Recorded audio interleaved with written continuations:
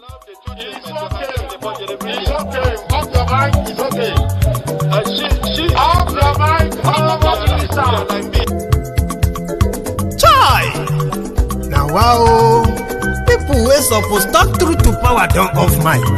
And if we talk, now 500,000 they go summer us, call them hate speech. But fear not, Maiyegun don't come. Him go torchlight every corner, nooks and cranny of all these bad people where they spoil our country.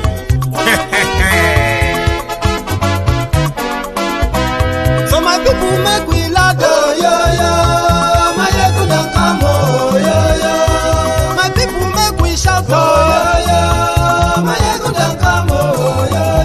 Maiyegun don't come, man of the masses, oh, yo. Maiyegun don't come, oh, yo.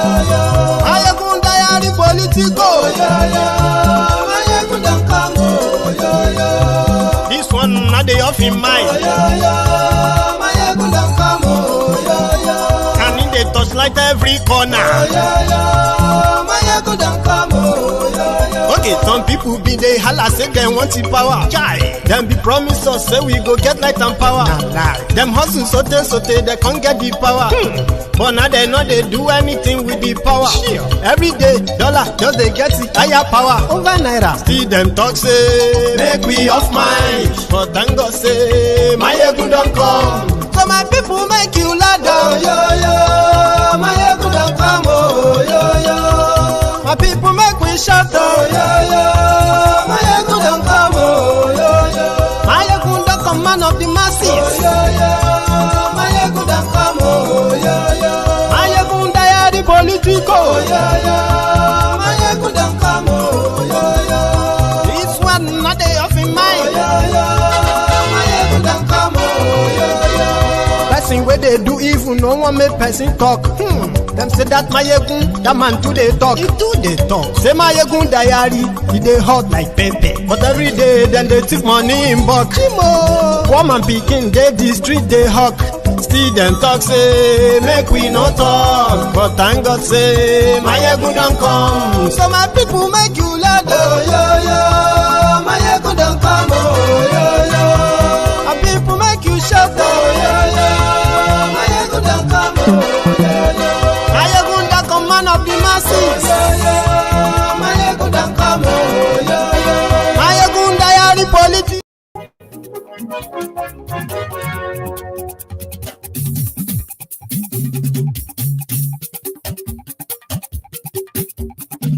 Maiyegun làwa mọ̀ làmọ̀ tó dòdòdò. MaiyegunDiary,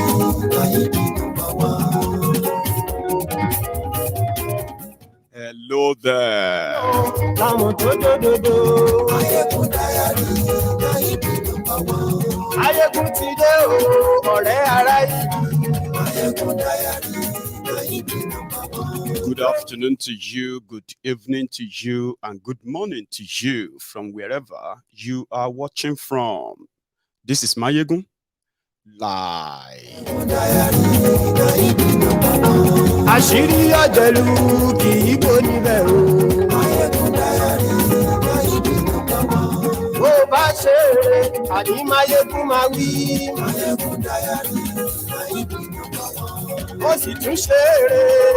Thank you so much for joining me. Share this broadcast. Invite your friends. Invite your not so friendly friends and tell them that Maiyegun today. Godfather is in. Kò sí lọ́rọ̀ MaiyegunDiary. Ẹ farabalẹ̀ sẹ́ o kẹ́kọ̀rọ̀ lẹ́nu. Let me give you this little start. In Nigeria today, as at this hour, there are 133 million Nigerians living in extreme poverty. Fact. In Nigeria of today, about 88 million of them are currently unemployed, something they put at 44% of the population. Fact. Also, today, as of today rather, 22 million school children who are supposed to be in school are currently out of school. That's another fact. And the last one, which is also a fact, is that by the time that Bokwari will be off the scene, Nigeria will be in debt of 77 trillion naira. That is also a fact. Share this broadcast. And yes, we like oh, Baba and yes, we like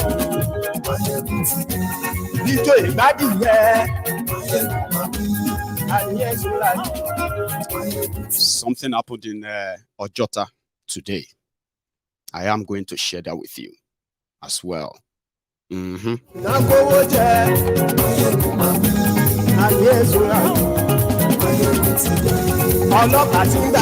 Excuse me. And also, the big elephant in the room is the less torchlight or beam light on Atiku. The report out there is that Atiku is also not different from Kolu. Is also suffering from this, God knows, old age medical problems that would have to be taken care of outside Nigeria as well. As if that is not enough. Somebody who claimed to be one of Atiku's aide have started opening the can of worms, including Atiku's recorded phone calls. I'm going to share that with you as well tonight, if you have the time.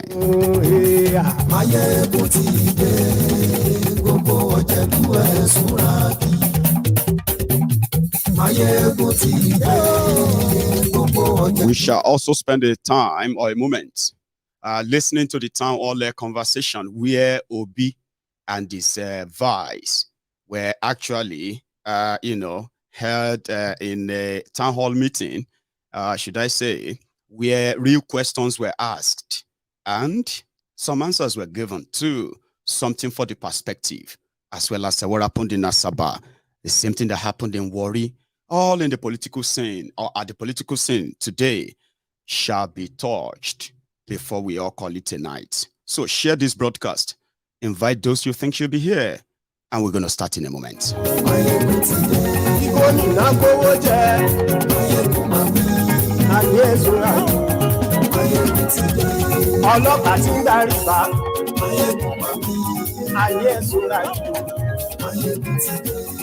Thank you very much. So, ladies and gentlemen, something happened today in Lagos. And I choose to start from there because I would have dedicated a whole night treating this. And of course, I hope this will never happen again. It was bad enough that Yorubas in Yoruba land have been dragged into the basket of the Nigeria, what do you call it, a stereotyping political space today. Unfortunately, we are no longer allowed to even gather as Yorubas, expressing ourselves peacefully in any part of Yoruba land, as they are now turning us into endangered species for even professing that we are Yorubas who want to be on our own. Now, I am somebody who is always against every injustice, no matter who is the victim. You know what happened in Lagos today? There is this ongoing, Yoruba Nation rallies. Many of you have been seeing them, and then a majority of their outings have always been very peaceful. Even if you see those who actually feel irritated by them, there has never been any report of them causing any roadblock or causing any kind of a disruption into any public activity. There has never been any. Of course, the young people who are now out there, right, waving that flag, clamoring and asking for the Yoruba nation, at least for the world to know. They have now been, eventually categorized or probably like drafted into that bracket of the endangered people, which should be concerning. And then what happened today was that before December, we have been trying to explain to people, our people, that it is your legitimate right, even though the fraudulent constitution they have in Nigeria, which had nobody's consent from the word go, right, is not acknowledging that. But it is still your own, inalienable right to advocate for self-determination, peacefully, of course. But protests, rallies, and then, including petitions, they are only meant for awareness and calling attention and the rest of that. None of this is ever going to give us a Yoruba nation. There is more, or there are more that should have been done even before now. So we're battling this issue of they are declaring or they are not declaring. It was a big thing. I did several series on that too. And the attempt then was to educate the mind of the people that, listen, you cannot in any way declare your own nation while those who are telling you that they are making those declarations are not even in Nigeria or in Yoruba land. So because of this, if you make such attempt, you are automatically giving Nigeria and their killer men called the security men, you are giving them the license to kill you. I said this, but many people, not many, a bit of some people actually they felt bad about it. They thought this was, all about competing who is this or that in all of this. But the fact is, those who claimed that they were going to lead them to declare Yoruba nation by December 31st, they have already riled the base of young people who are really, really committed, right? Loyal to this. But unfortunately, mostly misguided. So, last night, right, which should have been a week after the due date. So before now, they have been sending different threats to themselves, different groups, this, that, and all of that, behind the scene. But rallies are peaceful association are meant to be your right. But does Nigeria allow that? Of course not. But last night, there was this broadcast that was sent to people.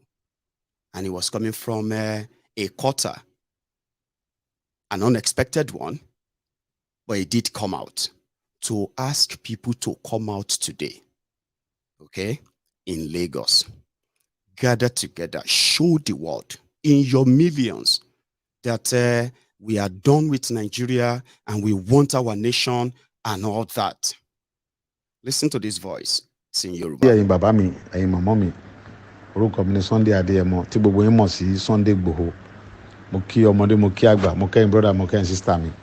Ọlọ́run ní jẹ́ kó bàjẹ́. Ọlọ́run bá tó láyé tọ́lọ́run yóò dáàbò gbogbo wa, yóò dẹ̀ gbé wa délẹ̀ lérí.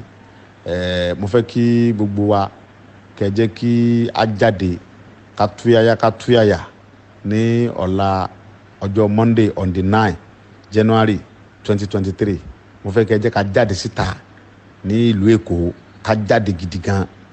Ká túyàyà ká béèrè fún ẹ̀tọ́ wa lọ́wọ́ ìjọba Nàìjíríà, ká pariwo ká sí protest yẹn, ká jáde tán bá ṣe ń ṣe tẹ́lẹ̀ tí gbogbo àgbáyé fi mọ nǹkan tí ń ṣẹlẹ̀, tí wọ́n fi mọ̀ pé àwọn kan bẹ tó ń jẹ Yorùbá tó ń fẹ́ kúrò lábẹ́ ìjọba Nàìjíríà.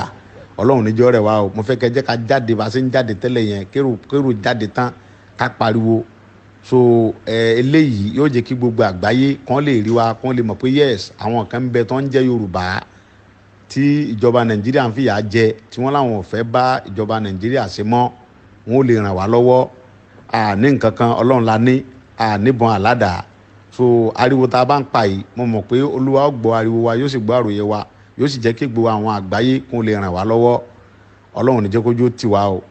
Orúkọ mi ni Adéyẹmọ Sunday tí gbogbo yín mọ̀ sí Sunday Igboho. Mo rọ̀ yín, ẹ dákun ẹni tí mo bá ṣẹ̀ tínú bá ń bí ẹ dáríjì mí, ẹ má wò tèmi o, tàwọn ọmọ wa tí ń bọ̀ tọjọ́ ọ̀la àwọn ọmọ wa tí ń bọ̀ lẹ́yìn òun ni kẹ́ wo, ẹ má wo pé ọjọ́ orí mi kéré, ẹ má wò pé ta leléyìí tó ń sọ̀rọ̀ yìí, ẹ má fi gbogbo tẹ bá rí tẹ bá rò pé ń bí nínú sí mi, ẹ foríjì mí, ẹ ṣáà jẹ́ ká jáde, ẹ má jẹ́ kó sú wa, ẹ má jẹ́ kó jú tì wá, ẹ má jẹ́ kí ọ̀tá ó yọ̀ wá, ẹ dákun mo fọlọ́run bẹ̀ yín, ẹ jẹ́ ká jáde bá a ṣe máa ń jáde, ká jáde tán bàbá ṣe ń jáde láyọ̀ a máa wọlé láyọ̀ lágbára Ọlọ́run. A máa bẹ̀rẹ̀, mo fẹ́ ká bẹ̀rẹ̀ báyìí títí tá a fi gbẹ̀tọ́ wa, kò ní rẹ̀ wá, bá a ṣe máa jáde every day nìyẹn, níjoojúmọ́ la máa jáde báyẹn títí tá a fi gbẹ̀tọ́ wa táwọn àgbà yóò fi bá wa dá sí ojú òní tiwa. Ẹ ṣé mo dúpẹ́. Olóyè Sunday Igboho sending his voice to all of the platforms that could use the voice, calling on everybody that from today, every day, they must be coming out peacefully. It didn't call for war, by the way, but coming out until the whole world will come and help Yorubas to gain independence. And when I raised that alarm of so many things that some of you, especially some of you back in Yoruba land, some of you watching me right now, I really do wish that there could be this real picture, not words, pictures, to show you what is going on behind the scene and how much of you they will need to validate what they actually intend to do, disruption, crisis, and here and there. Unfortunately, without any sort of a base or backing or preparation, people actually came out today in Ojota again, peacefully. No fight, no nothing, and all that. But remember, at this point, just before now, just like all of us have been following, they will declare Yoruba nation by 31st. After that, they will take over the third mainland bridge. They will take over the airport. They will take over the port. They will take over Herod. And there, these are the things that are being shared and told young people in different platforms, beyond just saying, we want Yoruba nation, right? Well, people came out peacefully, and you can listen to their conversation. So, close to yourself. A very good morning to every one of you, home and abroad. Gbogbo ọmọ Yorùbá líle lóko lẹ́yìn odi, àṣẹ mega rally wa, mega super mega rally wa, òun ni ẹ ti wò ní ìlú Èkó ní Ọjọ́ta. A dúpẹ́ lọ́wọ́ Ọlọ́run wípé adá ọjọ́ pé adá ọjọ́ náà dẹ̀ kò, a ti wà nílùú Èkó sí. A dúpẹ́ lọ́wọ́ Ọlọ́run pé àwa béèrè fún ẹ̀tọ́ wa ni, ẹ̀tọ́ wa la wá béèrè fún. Àwa àbátìjà wa, ọmọlúwàbí ni wá, a ń ṣe jàgídíjàgan. So a dúpẹ́ lọ́wọ́ Ọlọ́run wípé a mú ọjọ́ náà dẹ̀ kò. Gbogbo ẹ̀yin tẹ́ wà nílé lóko, tẹ́ wà ní ojú ọ̀nà, ẹ darapọ̀ mọ́ wa ní Ọjọ́ta. A wà ní Ọjọ́ta, ẹ darapọ̀ mọ́ wa. Ọmọ Yorùbá ni wá, ẹ̀tọ́ wa la wá béèrè fún. Òmìnira àkókò dẹ̀ ti wá tó láti pé ká jáde kúrò nínú Nàìjíríà. Ká jáde kúrò nínú Nàìjíríà, ẹ̀tọ́ wa la wá béèrè fún. Ẹ̀tọ́ wa la wá béèrè fún o. A dúpẹ́ lọ́wọ́ Ọlọ́run pé a wà, àti péjúpéjọ síbí. Ẹ tẹ́ wà lójú ọ̀nà, ẹ darapọ̀ mọ́ wa.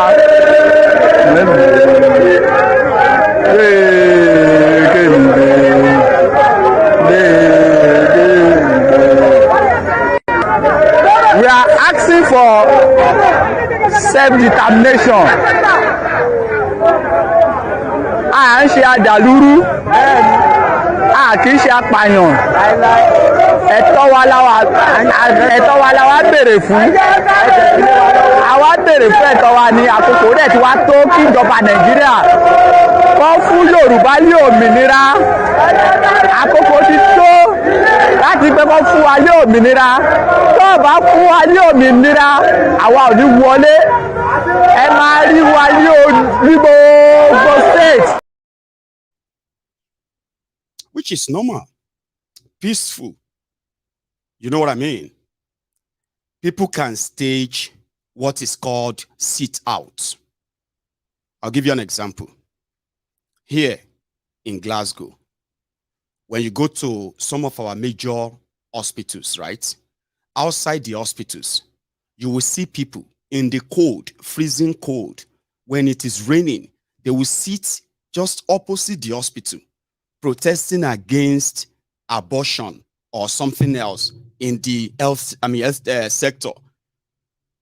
But Nigeria is hostile to us, and we know. And even those who are supposed to keep us safe, protected, they are ready to sacrifice us or feed us to the wolves. So therefore, the fight should become not physical, but mostly mental. Ìyẹn ni Yorùbá ń pè ní ọgbọ́n ojú agbára lọ. They are waiting for a moment that they will start killing us. I've said this many times. They are waiting for a moment that they will have an excuse to start killing Yorubas for standing up or asking peacefully for self-determination. So when a strategy that could eventually, right, snowball into a serious violence, which is exactly where it's going to get to eventually. This is 2023, Abi. It is what it's going to lead to, right?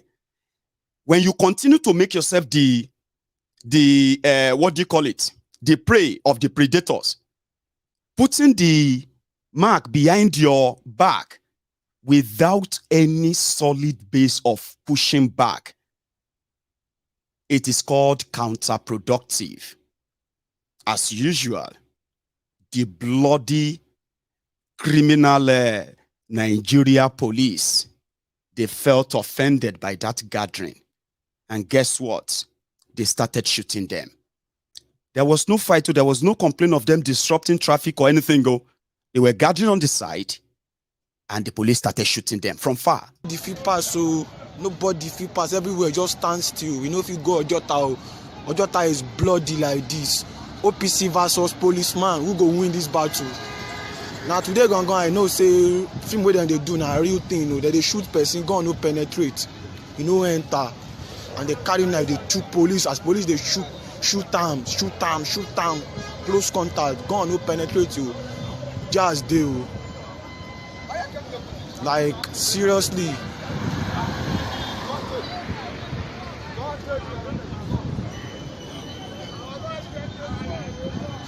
You know, if you go Ojota now, yeah, I really show.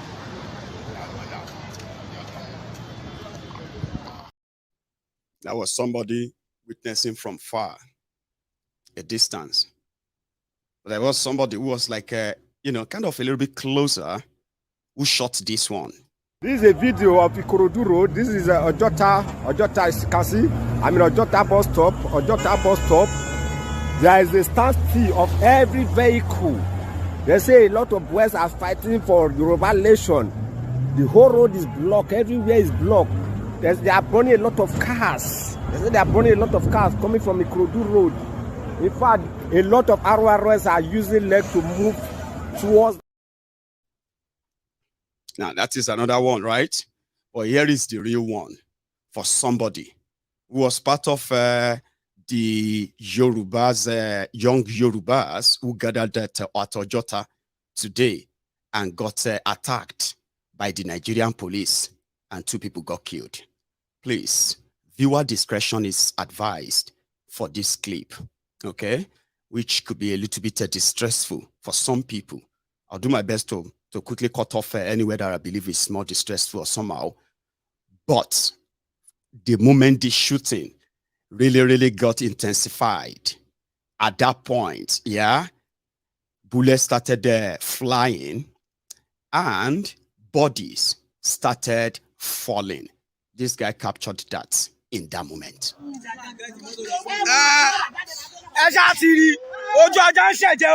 Sauti Igboho ló sọ wọ́n ti pa àwọn èèyàn, wọ́n ti pa méjì nínú àwọn èèyàn mi o, wọ́n ti pa àwọn èèyàn wa ẹ ṣá ti rí.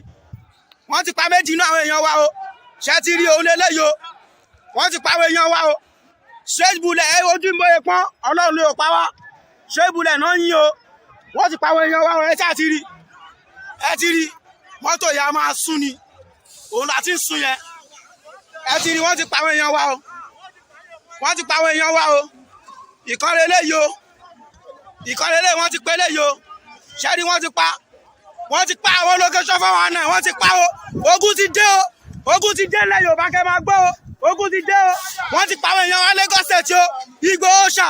Ṣóńgbó àròlé àbá tẹ́ntẹ́n. Bánjí Akíntóyè. Ẹ̀yin lè wọ́n ti pa àwọn èèyàn wa o. Wọ́n ti pa àwọn èèyàn wa o. Wọ́n ti pa àwọn èèyàn wa o. Gbogbo abẹ́sílẹ̀ lọ sí ibà. Wọ́n la máa ṣẹlẹ̀. Wọ́n ti pa àwọn èèyàn wa o. Ṣé ti rí? Wọ́n la máa ṣẹlẹ̀. Wọ́n ti pa àwọn èèyàn wa o. Station yà máa sùn. Àtàkì wo? A máa sùn station táwa yìí. A máa sùn. Wọ́n ti pa àwọn èèyàn wa.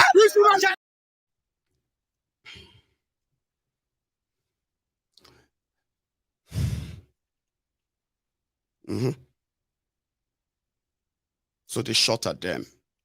I mean, peaceful people, peaceful gathering. Eh? And the police went there with live ammunitions, live bullets. What was their intention? To kill them. And that's exactly what they did. And in that rage, in that anger, the young people reacted.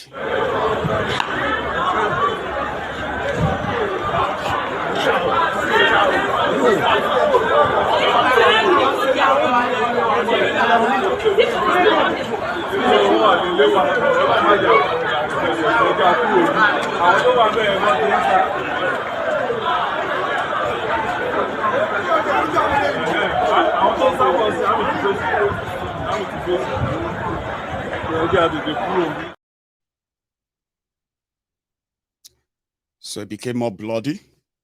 That, well, the burning was also real. The arson, the anarchy, which lasted few hours. So this happened.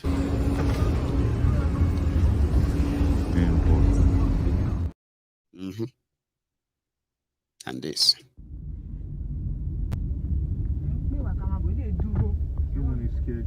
Go. Shit. Oh boy.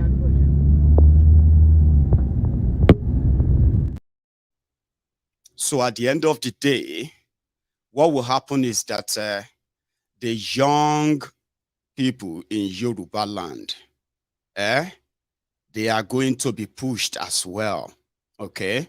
Because this is exactly what they want done. And this is what we are saying, that, you know, if we have any fight in us, it will start with those that are holding us for Nigeria. Lagos State is Yoruba land.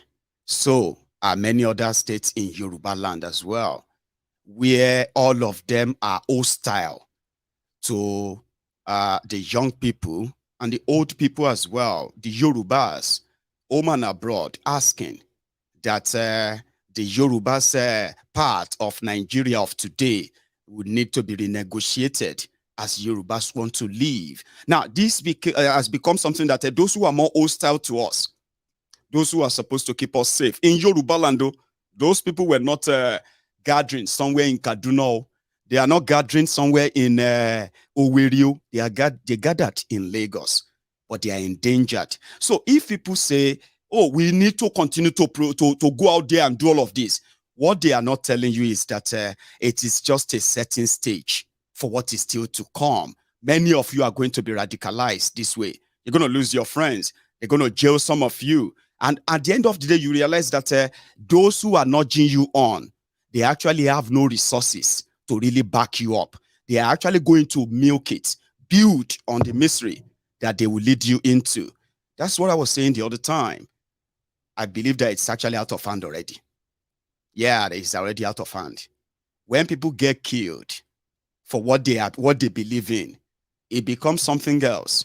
that those who even bring the idea, they are likely not going to be able to control the spillover of what is still about to come. We'll continue to do our best to enlighten the young people and tell you that to get your own country, okay? The first thing comes from controlling that your country, okay? Those who have the interest of Yoruba at heart, the real people who want to claim Yoruba and then want to get us out of this mess, right? They must first start, right, from dismantling the Nigeria agents who are also Yorubas. Your governors are Yorubas. Your your assembly and the rest of them are Yorubas. Your senators are Yorubas. The rest of the elite who are actually pro-Nigeria, they are Yorubas. The moment you neutralize them, right, even Nigeria will take us serious. And that is why we are saying that if a strategy that will set us up into a sort of a radicalization, which indeed is just going to contribute to more, further contribute to the worsening situation that our people are already in, something that a lot of people would have to speak out. Did you hear the young man there saying, Oloye Sunday Igboho, Baba Akintoye, Baba 1010, this or that, you are the one who sent us out, or they are killing us now. These people have nothing to do. They can't save you. They can't protect you. None of them can. If you actually can think very well, because there is no resources, there is no real base to keep you away or save you from any harm's way. And I wish that this will never happen again. I really do wish and hope.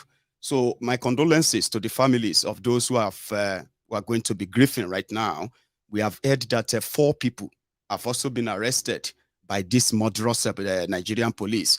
They have been taken away, and we hope that Ilano Odua and the rest of all their leaders, they will actually work on getting them out as soon as possible. Because, listen, if anybody is going to send you out to go and fight for something, they must be able either to lead you or have something that keeps you away from harm's way. In my view, that is what is called a leadership.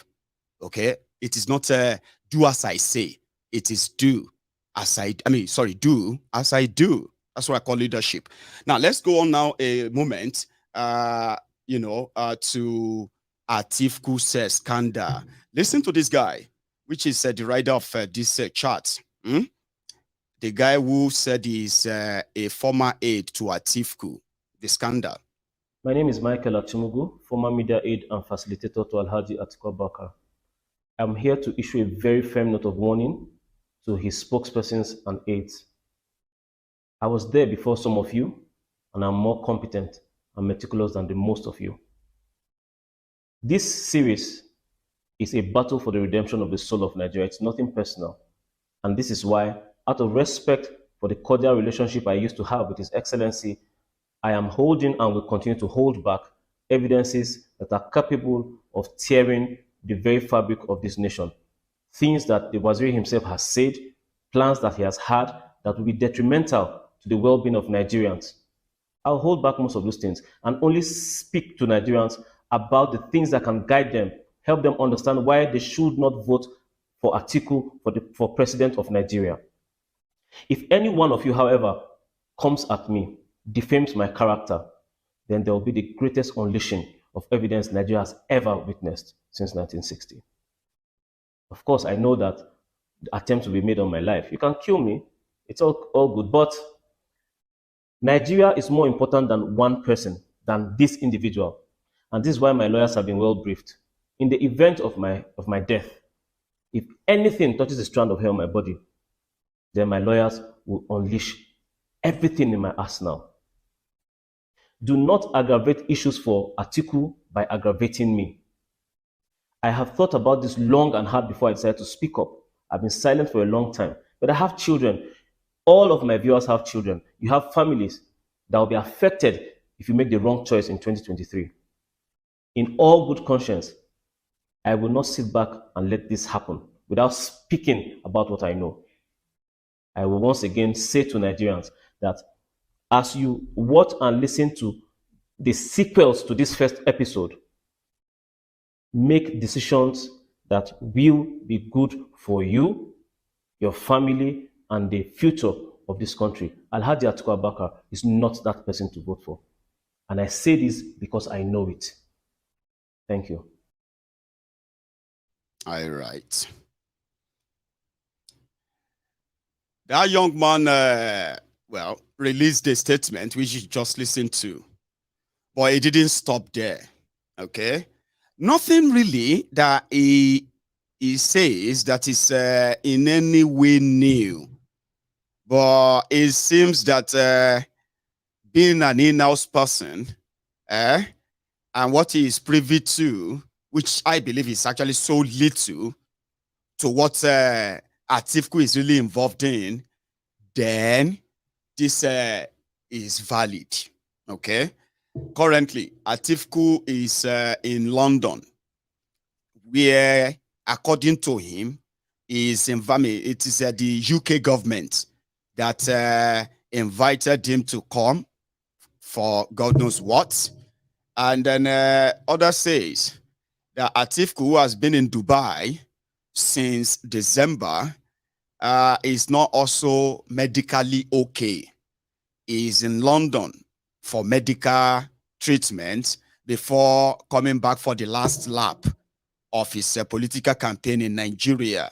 So this young man who said he worked for Atiku didn't just say what he had to say.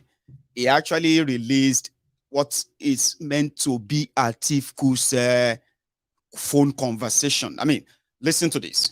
On the 13th of June 2018, there were serious corruption allegations flying all over social media about 100 million naira bribe that had been given to Atiku Abubakar by the then Plateau State Governor Joshua Datti, by the direct personal admission of the governor. He had given 100 million naira to Atiku. For this reason, the governor was found guilty and was sentenced to jail time. I needed to know what the truth about the allegation was before proceeding to plan a defense strategy. And so I reached out to my then principal, Atiku Abubakar, via email, asking him, the details of the issue and how to proceed. And so he had told me that, in his reply, that that money had been paid into an SPV. I didn't know what an SPV was, so I asked him. And so he gave a brief description, but since it was obvious I wasn't quite, I didn't have clarity, he put a call through to me on that same day. On my blog, you'd find the phone number that he had used to call me on that day, and the number I was also using by which I had received that call that day. And in his call, in our conversation, he admitted to having advised his then boss, President Olusegun Obasanjo, against what he called open corruption, stating that he practiced corruption by stealth or corruption by SPV, if you will. Went on to explain in further strategy meetings that through those SPVs he, Atiku Abubakar, had set up. Don't forget that he was in charge of the economy, and every monetary transactions had to pass through him, and they had used those SPVs, to fleece Nigerians, using those monies for private businesses, to settle their friends and political issues as well. That particular conversation gave me a little insight into the truth about my boss, my then boss, and all of the corruption allegations against him. It also opened my mind to the knowledge that the reason he's always been confident in defending himself, in allegations of SPV by telling Nigerians, show me evidence if you have any against me, is because SPVs, these companies he had set up by himself, had placeholder directors. So nothing could ever be traced back to him directly. That's why Atiku is always confident about corruption allegations. But it also forced me to begin to investigate deeper, the man that I was serving at the time. Listen to the conversation between me and him. Sir. Yeah, Mike. Yes, sir. How can you ask me what is SPV? I don't know what SPV is, and I need to be sure before I start arguing with these people. SPV is a special purpose vehicle. In other words, is a company they incorporate to carry out certain, activities. Okay, sir. You see what happened was when we came into, the office, and I advised the president against,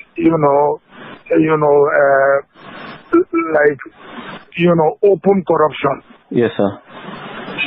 I told him, I said, give me 3 people you trust. Yes, sir. And I will prepare 3 companies for which they will be the subscribers, or rather the directors. Okay, sir. So that, if there is any contract that we give, they will act like consultants, yes. And then they are giving a fee. Yes, and sir. that fee is what we now use, to fund the party instead of, engaging open. So he gave me the names of Fashawe, Andy Uba, and the late, this guy, from Borno State, who died in that plane crash. Trying to the 3 of them. Okay, sir. So I now incorporated companies and I put them as subscribers. Yes, and one of the companies was Marine Floats. Yes, sir. So when this governor sent a donation to the party, now he sent it to Marine Floats. So it was paid into Marine Float. Yes, sir. And one of the subscribers of Marine Float was Otumba Fashe. That account was very well investigated by EFCC to see whether, there was any vision. They found out that there was nothing. Yes, sir. So that was where the 100 million went to. It did not go to Atiku Abubakar. It went to Marine Float. And Marine Float was an SPV, special purpose vehicle, created, as a consulting company. So okay, sir. that was the way I handled it. Okay, sir. Yes. So that was what I was briefly trying to explain to you. No money was given to Atiku Abubakar. It's okay. These people, as the time draws closer, they keep coming up with a lot of issues, and one needs to be able to have a few facts to be countering them immediately. Yes, sir. No problem, sir. I will tackle him later tonight. They should go and check. The money was not paid to Atiku Abubakar. The money was paid to a company called Marine Float. Marine Float, yes, sir. Yes, which and Marine Float was one of those 3 companies, Yes, sir. So, he did state categorically that you own Marine Float. There is no way I can own Marine Float. Let them go and check the certificate of incorporation or articles of association to find out whether I own Marine Float. Okay, sir. That's all. That's all. No problem, sir. Thank you so much, Daddy. I really appreciate it. All right. Yes, sir. Thank you. Yes, sir. Thank you. Bye.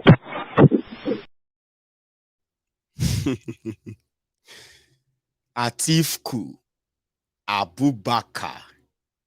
And I think that's one of the reasons why Obasanjo just said if he should have supported Atiku in 2007, knowing what he knew about Atiku, honestly, God, even his own conscience will not blah, blah, blah forgive him. Atiku was a very, very good crook. But did you notice something? That this guy was Atiku's aide. And somehow, he chose to record Atiku's voice. And God knows how many of these criminals, right, who have their supposed vuvuzelas lying to you every day about how good their intentions are for you. Okay? So somebody said, wow, you recorded his voice. For what? How many did you record? He said, I have a lot. A lot.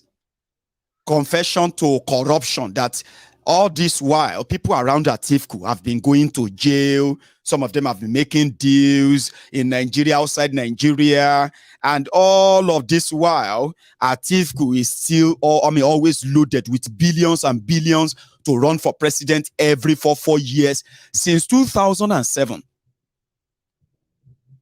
But he loves you. He loves Nigeria. He wants to unite Nigeria. He wants to recover Nigeria, blah, blah, blah, blah, blah, blah.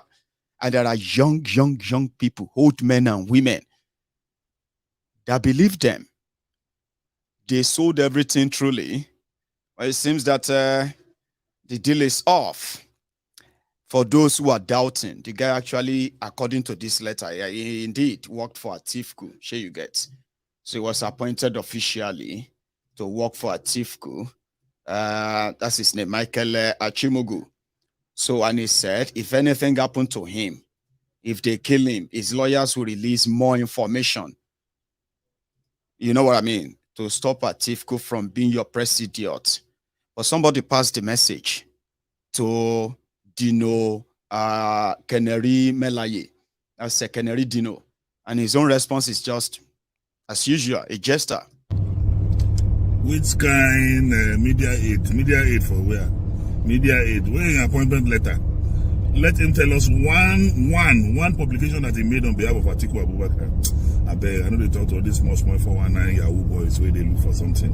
And you know, he's looking for attention, collected small money from body loan. One country, they stop us. My friend, get out of this place, Let me talk on serious matter. Rubbish. That is a Canary Dino. That's he was out there, it's just this one night looking for something. Where is his appointment letter? Where is his publication for Atiku? Well, I think this is his appointment letter once again, right? Except if it is fake. So this is his appointment letter, as well as another one. Yeah, another one here, which is signed by Atiku's son, Muhammad Abubakar. And I think it was the same Muhammad that signed this too. Oh, no, sorry, somebody else. Dokwesi. So a lot is going on around Atiku right now. As Atiku was on his way to London, Dokwesi, Raymond Dokwesi, the dark communication, Ray Power, dark communication, AIT. Dokwesi was on his way to London. From the eyewitness, they said, immediately the plane was hovering around, over London. To land in London, the pilot said, ladies and gentlemen, passengers, we want you to remain in your seats because there's going to be a police operation on this aircraft. So we want you to remain in your seats, and the police are going to come on board in a moment until they are done. For waiting now, so police entered the plane. And they started asking for who is Raymond Dokwesi. Raymond Dokwesi, seat number 23. Raymond Dokwesi, seat number 28. And so they carried Dokwesi in handcuff, everything, drag him out of the plane. Waiting they happen now. Somebody came out. They decided to say, if you have been looking for, on this same Atiku, a lot of people have gone to jail. No joke. For America, Jefferson is in jail. Jennifer, Atiku's wife in America, was in jail. Is she still in jail? I should have done my homework. But anyway, $42 million of Atiku's money was being ferried away by Jennifer, Atiku Abubakar. So, Atiku, they said, is not feeling well. On his way to London from Dubai, and he probably was to meet all his crew. Unfortunately, he won't be meeting them all at once. Ekwere Madu is still in London. Some people have started joking. Maybe Dokwesi and Ekwere Madu will meet. I said, Papa, calm down. Dokwesi own, if he has to do with money. Ekwere Madu own is fatherly love and Nigeria corruption. You know what I mean? That they could do whatever they want that has kept him in jail. Ekwere Madu don't take for that place now for like about 7 months or 8 months now. So people are now joking. Maybe Dokwesi and Ekwere Madu, they will be reading the result of the 2023 election. They will be reading that on their phones in prison. I don't know about that. Okay. However, Atiku says he is not sick. In fact, I think I had a clip where Kennedy Dino was to show you that look at the man where they talk say sicko, but guess what? Just like Kolu, I feel like when they want to shoot Atiku's video up close, they always shoot about 10 seconds, 5 seconds, 15 seconds, or 20 seconds. But you can even tell in it and say this one is older than Kolu, but they want to prove to you that he's not sick. Kennedy Dino, what do you think?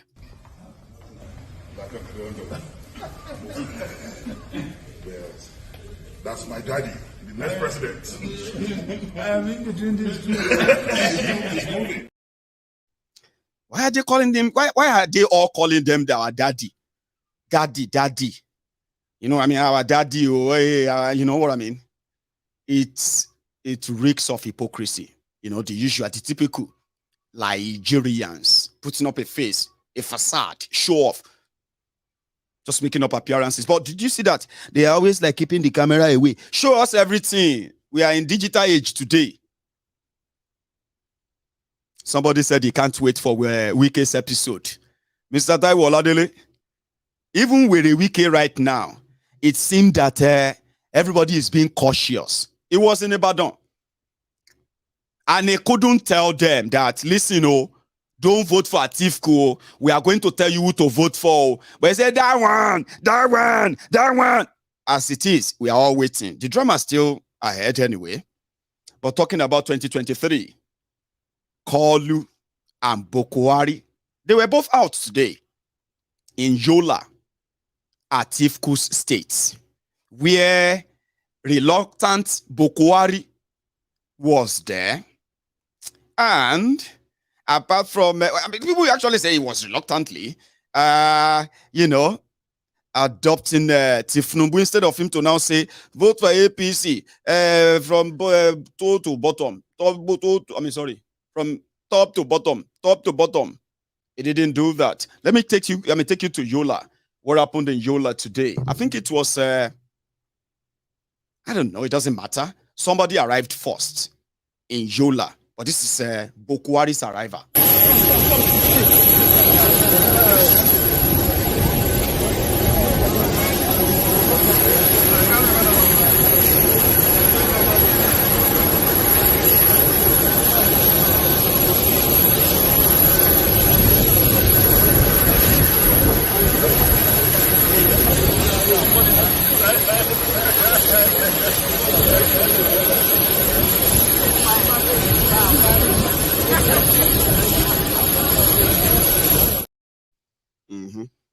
So that was Bokwari arriving.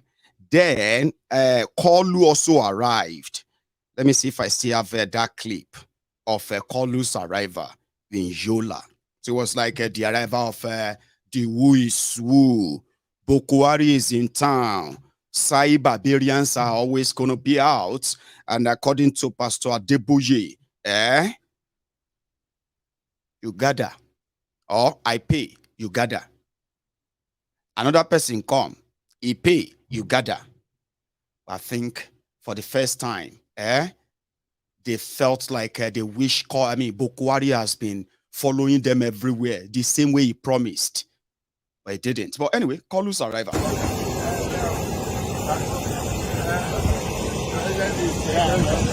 Yes, what you are doing.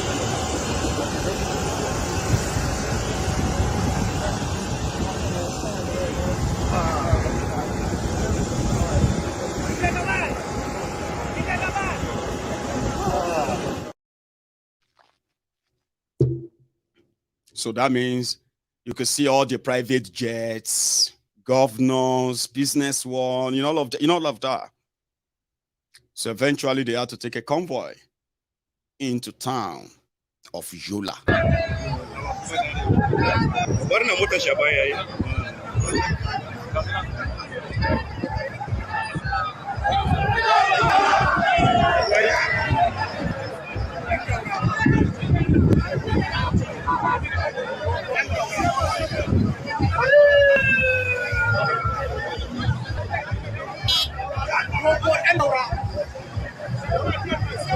Dogo na shatu ba a maka wargi.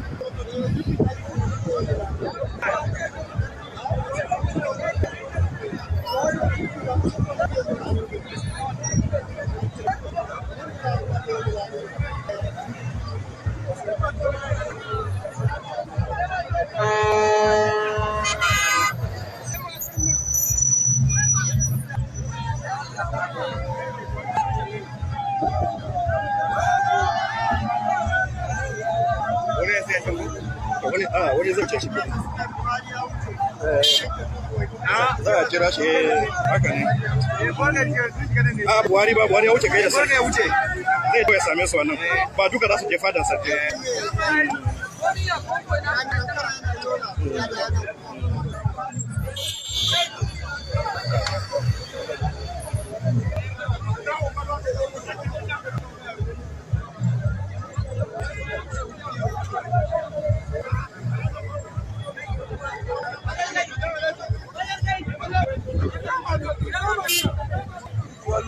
Garega.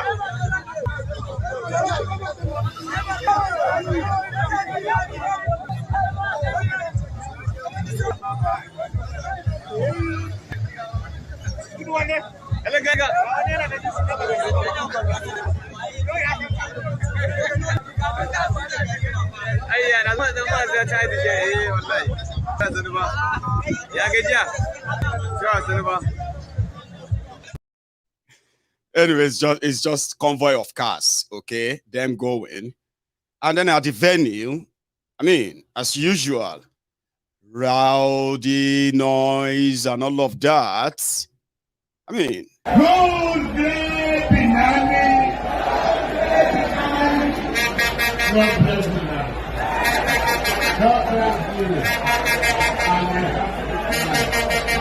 today, Upper Jamawa, we are proving out in Yola. We are saying it's not men only. We have the people, women. Because you say the boys.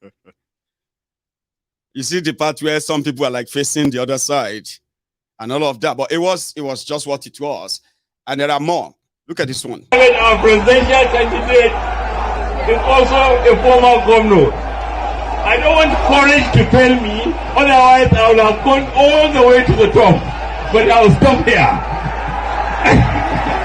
Yes, I would have gone all the way to the top. In fact, our national chairman is a former governor, but I will stop there. Baba me Mongolo. Hey.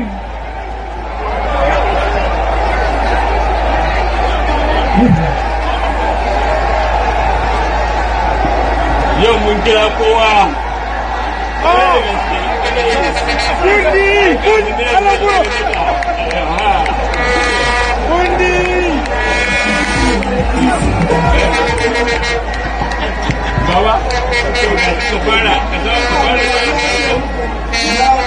Ga baba mai mangoro sai albarkaci taro kafin yi magana. Baba, oyoyo, baba, oyoyo, baba, baba.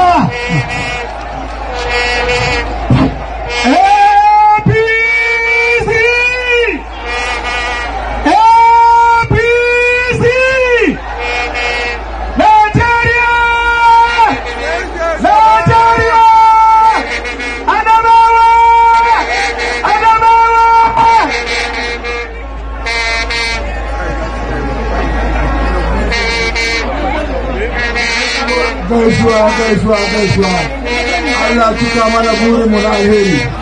Allah sa abin da muka kawo mu zama mun samu nasara a kai. Mu dai alamomi ne kawo mana. I mean, it's always like prayer and shouting and bala bulu bulu bala bala nonsense. People get paid and they leave. That's the deal, okay? And that's how these clowns, they just show up. Display, turn around, shout Baba, oyoyo, say Baba, oyoyo, say Buhari, say Tinubu, say this or that, and that's it. Everybody disperse and go your way. Go and face your poverty. Something like this.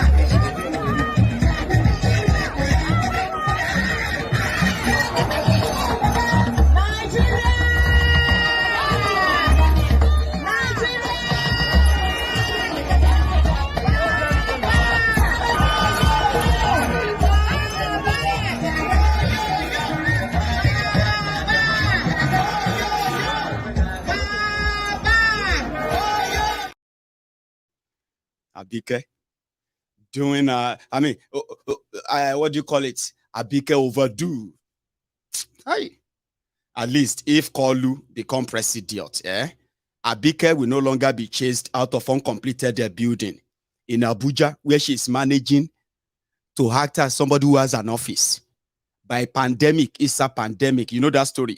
That Abike started crying everywhere on social media. It's a pandemic, just belittled. Come on, my friend, get out of here. Well, once Kolu become president, Abike is likely going to become a minister too. So you see the likes of it's a pandemic and the rest. Abike will then show them and show what the true bigotry, what in true bigotry mean. They go learn them.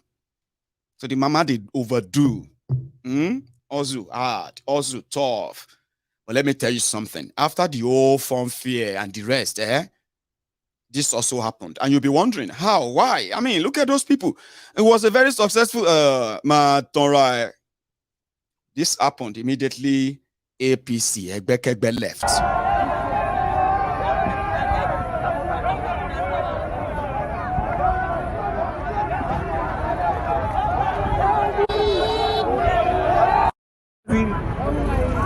Nigeria said that. Unfortunately, those guys may be part of those who collected money. That's why I said, that's why when Baba Akintoye, Baba Adeboye said, Pastor Adeboye said, it is actually a job for so many young people right now.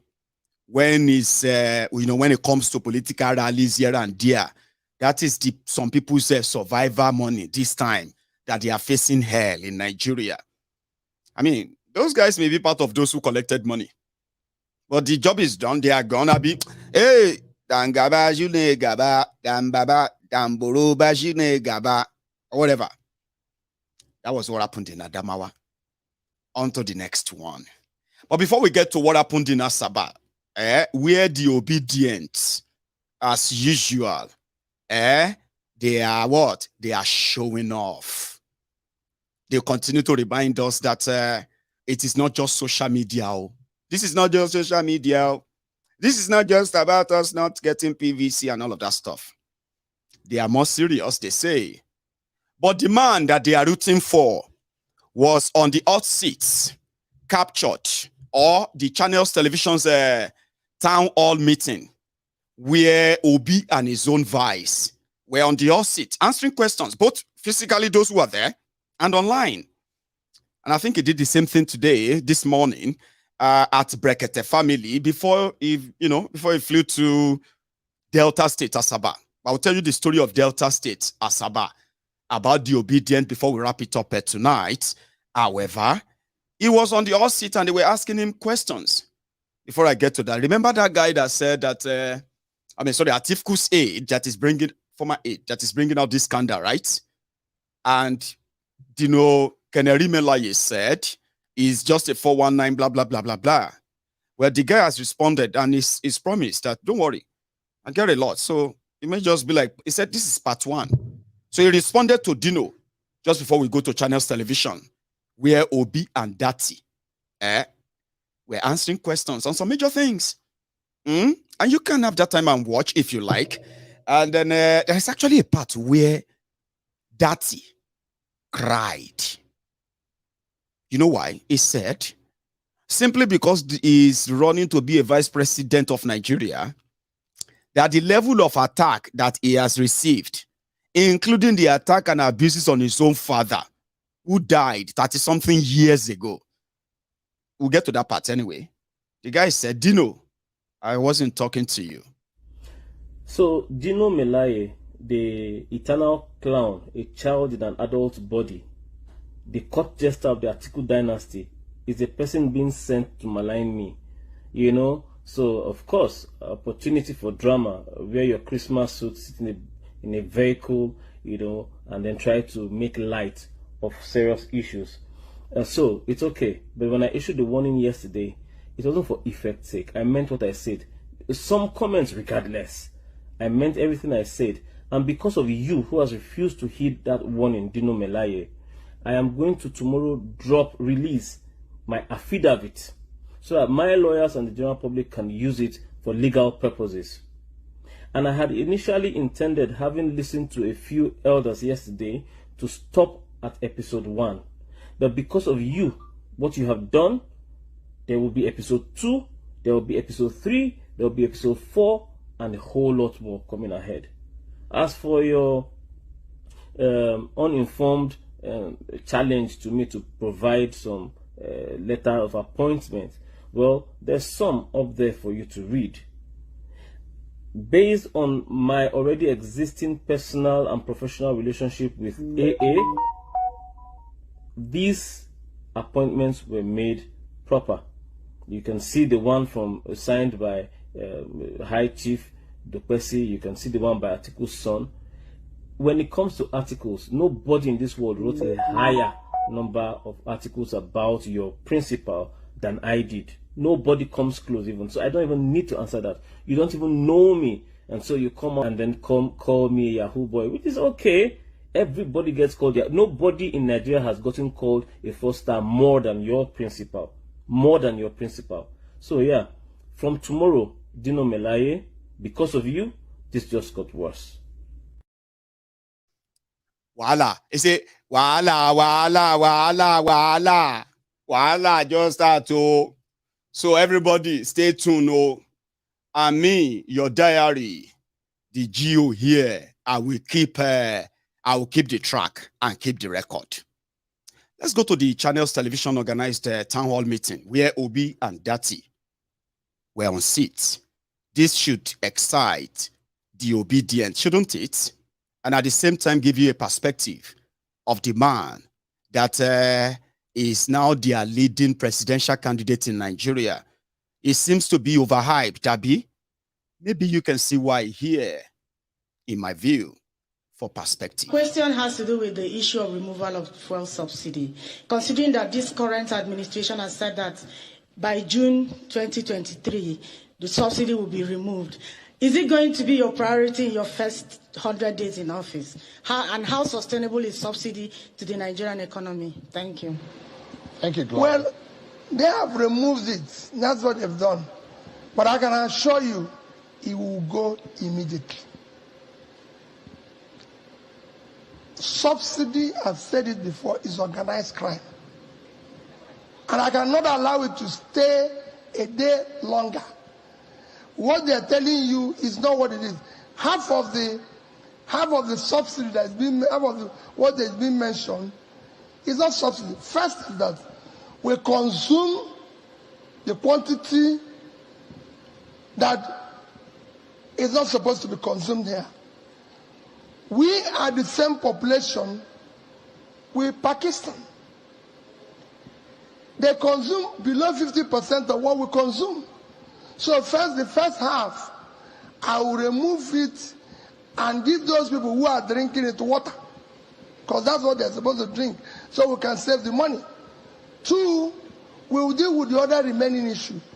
We need the money today with our debts.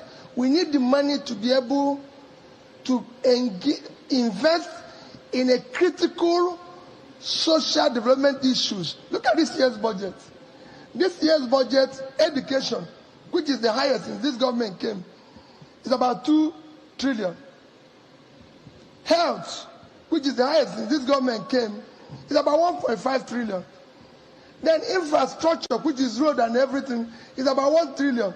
So these 3 critical development areas is receiving 4.5 trillion. Subsidies 3.6 trillion. Six.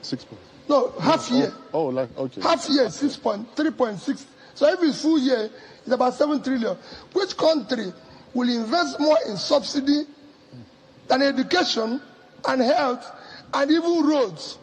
It doesn't make sense. This is the annual budget of education is 2 trillion. Annual budget of health is 1.5. Road infrastructure 1, and subsidy half year is 3.6. It will go immediately. All right. Maybe this question, the vice presidential candidate will tackle it.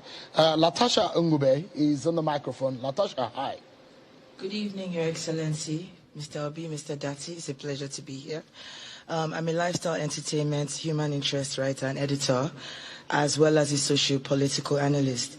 Aside from my ever-growing concerns about the redistribution of wealth amongst the youths, job security, home ownership, and so on, I would like to focus on the one area Nigerian youths have distinguished themselves and promoted the country in spite of its many setbacks.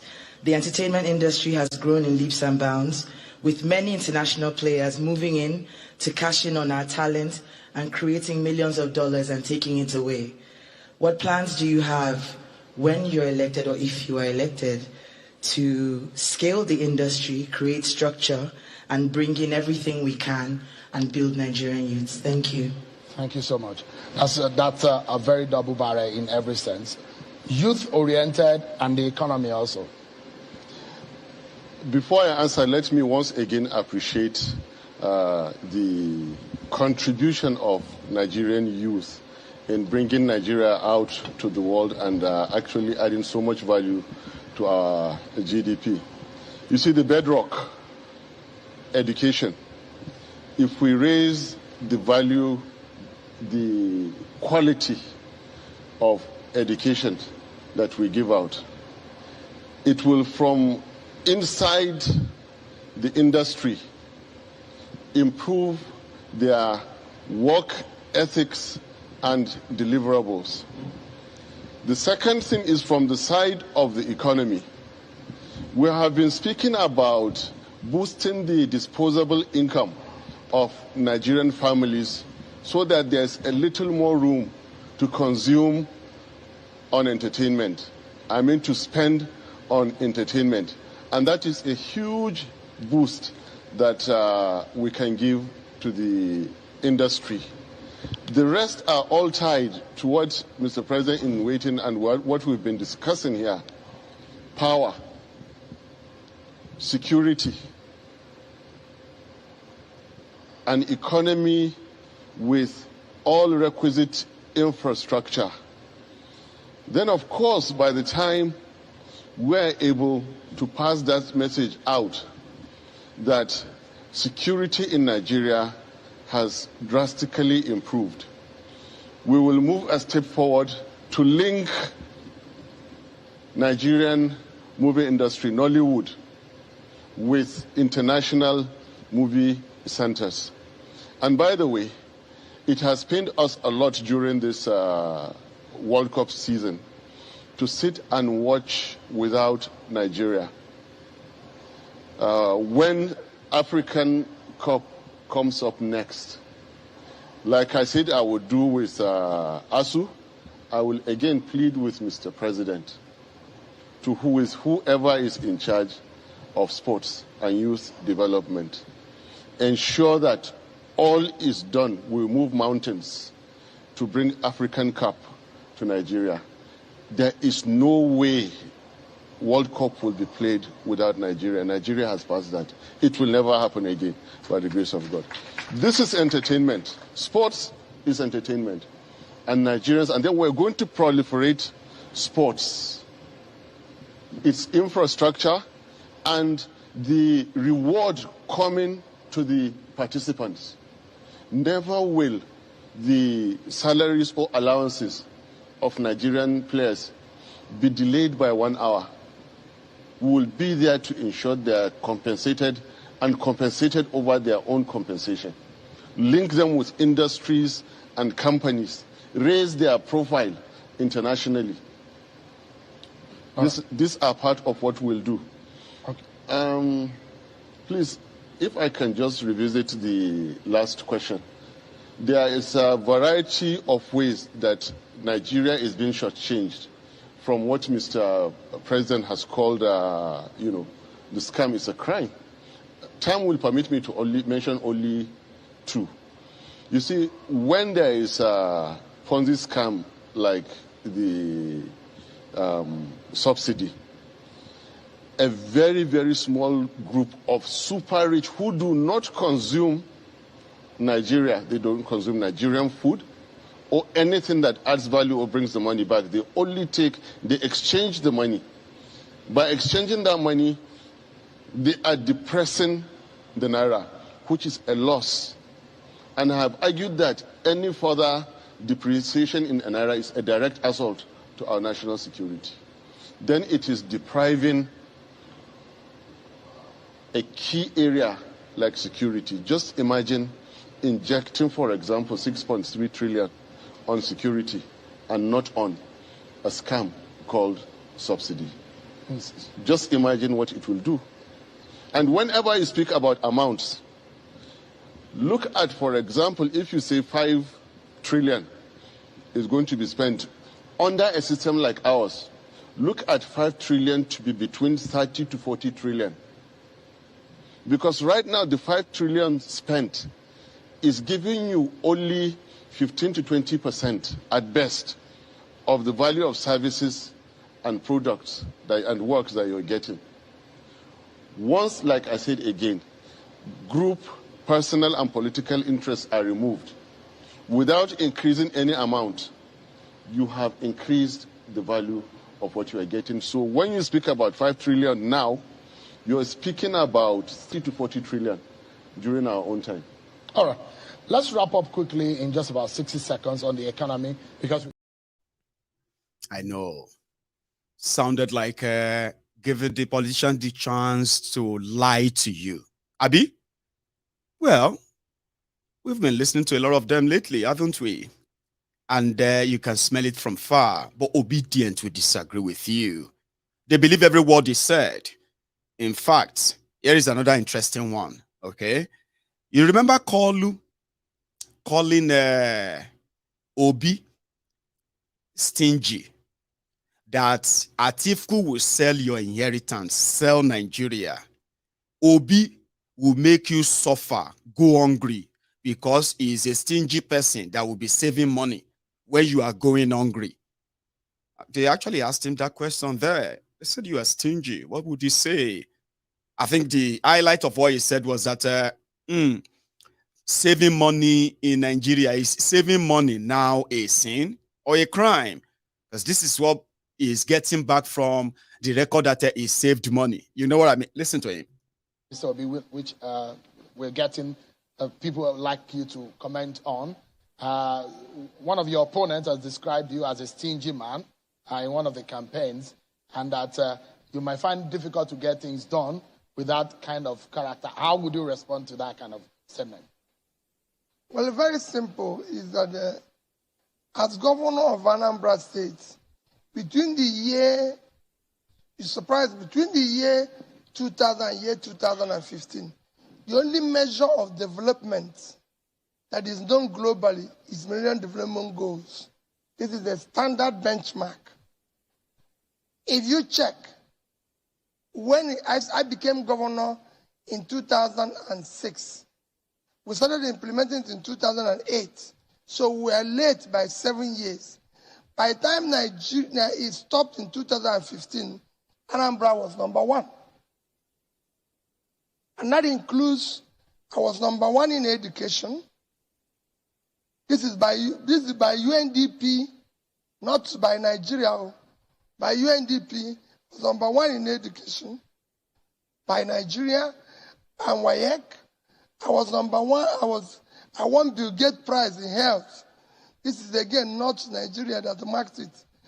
So I can go on. I had the best road network. In terms of fighting poverty, go and check, ask Evelyn Oputu. I was the first governor to go to Bank of Industry and say, I want us to do something. I want to put in money here and you support my micro, small businesses, which is what the governors are seeing today. I and Evelyn Oputu started that. Then, go and ask Magnus Paco, who was in charge of poverty alleviation. I was number one. I'm calling names of people. I can go on and on. But let me tell you about, about that issue. It's good that when my opponents talk, let us talk about corruption. Thank you. One of the things that is killing this country today is corruption perception index. And that is measured on how you manage public assets, nepotism, how you share the land, how you manage your money and everything. And I've challenged everyone and just said, go and see whether there's anywhere a kobo of Anambra State money is missing. Saving have now become an issue when people have stolen all the money and impoverished the country, and you are now questioning a man who's left the money without anybody telling me to leave it and go. Mr. Obi, we'll take that as your closing moment because we're totally out of time. But on behalf of China Salvation Partners, the Situation Room, these are charter of demands, one for you and one. Do you get that? No, listen, let me say something quickly, by the way. To some of you obedient, currently on MaiyegunsDiary Politico. You know MaiyegunsDiary Politico is a Yoruba man's platform. I'm a Yoruba man, right? And at the same time, MaiyegunsDiary Politico is a place that a majority of the hardcore viewers of MaiyegunsDiary Politico don't believe in Nigeria anymore, including myself. And you need to respect that. So when you see people watching Obi talk and they categorize him with other Nigerian politicians and the rest, don't come here and start throwing tribal nonsense. It won't work here. It will only hand you one thing, a complete ban, which is something I actually do well when I see bigots and idiots who can easily, with a little shift from what they probably expect, and before you know it, their tribal, religious, and every other stupid bigotry will be showing up. So if you see people commenting, not supporting Obi in any of Maiyegun's platform, it's not because they hate him. It's not because he's an Igbo man. It's not because it's not because the Yoruba man is also running. Because on this same platform, that's exactly how we treat Tifnumbu, Atiku, and the rest of them. So it has nothing to do with you being Igbo or Yoruba, Christian or Muslim. Remember that. So don't come here because you are obedient. Yeah, I like you. You know why I like you? There has never been any time, any political time in Nigeria history that the establishments in Nigeria have really been shaken to their core with the fear of what is likely going to happen in an election that they are organizing. You know, they are the one organizing your election. They are the one doing all of this, Abi. Now, for the first time, because of all of una, the establishment is worried. That's fair enough. And I like that. Anything that is going to collapse this particular system, you're just like the enemy of my enemy, my friend. So please, please respect this temple. Okay? We put all of them in the same basket for a reason. Okay?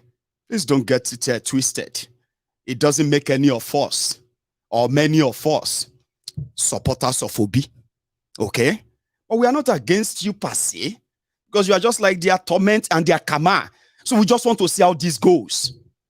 So don't think anybody here cares about your Igbo bigotry or your Yoruba bigotry or your every other nonsense that is going on in your head. Okay? If you disturb anybody here, what we usually do is that we kick out idiots who want to throw their tribal, religious, and every other nonsense. Come here. So listen to me with open mind, okay? It will do you a lot of good. Nobody cares about, on this platform per se, majority of us don't give a damn about who becomes your president. Do you understand? Even though you would like us to give a damn, but we don't. So respect that, as we respect your own freedom of tormenting them and all of that. Talking about tormenting, there's a guy that call himself table shaker, Bokwari Tormentor. So Bokwari Tormentor decided to show to people that hey, we don't collect the bail of Dokpesi. Dokpesi is not in jail. And I think I should quickly update you on that, okay? So here, you remember this guy? Yeah, they said that Dokpesi is in London now with Atiku. Atiku is not sick. He's not in the hospital. Dokpesi is not in jail anymore. Everything seems to be working fine. And I think I should tell you why they have to give Atiku his flower. So Atiku got his flower. And at the same time, he got his media guru, Chief Dokpesi. So, like I said, nobody give a damn about who become your president or not. And listen, don't even dare pretend and say to us and say, hey, if you love Nigeria, anybody, who told you that we love Nigeria anymore? Have you actually come to that reality yet or not? Because there is something. Even if some of you obedient don't want to admit to that, are you with me? Your boss, Obi, recognizes the fact that a lot of people, they have mentally, psychologically, some of us have physically disengaged from Nigeria. He knows, and he knows why. So when he was at the Brekete family this morning, he actually had a message for us. So don't twist it. Oh, another thing is this: we no get electoral value. A lot of us on this platform, home and abroad, who don't believe in the charade, believe in anything there, we no get electoral value. We know the vote. So, of what advantage is it going to be to take side with anybody?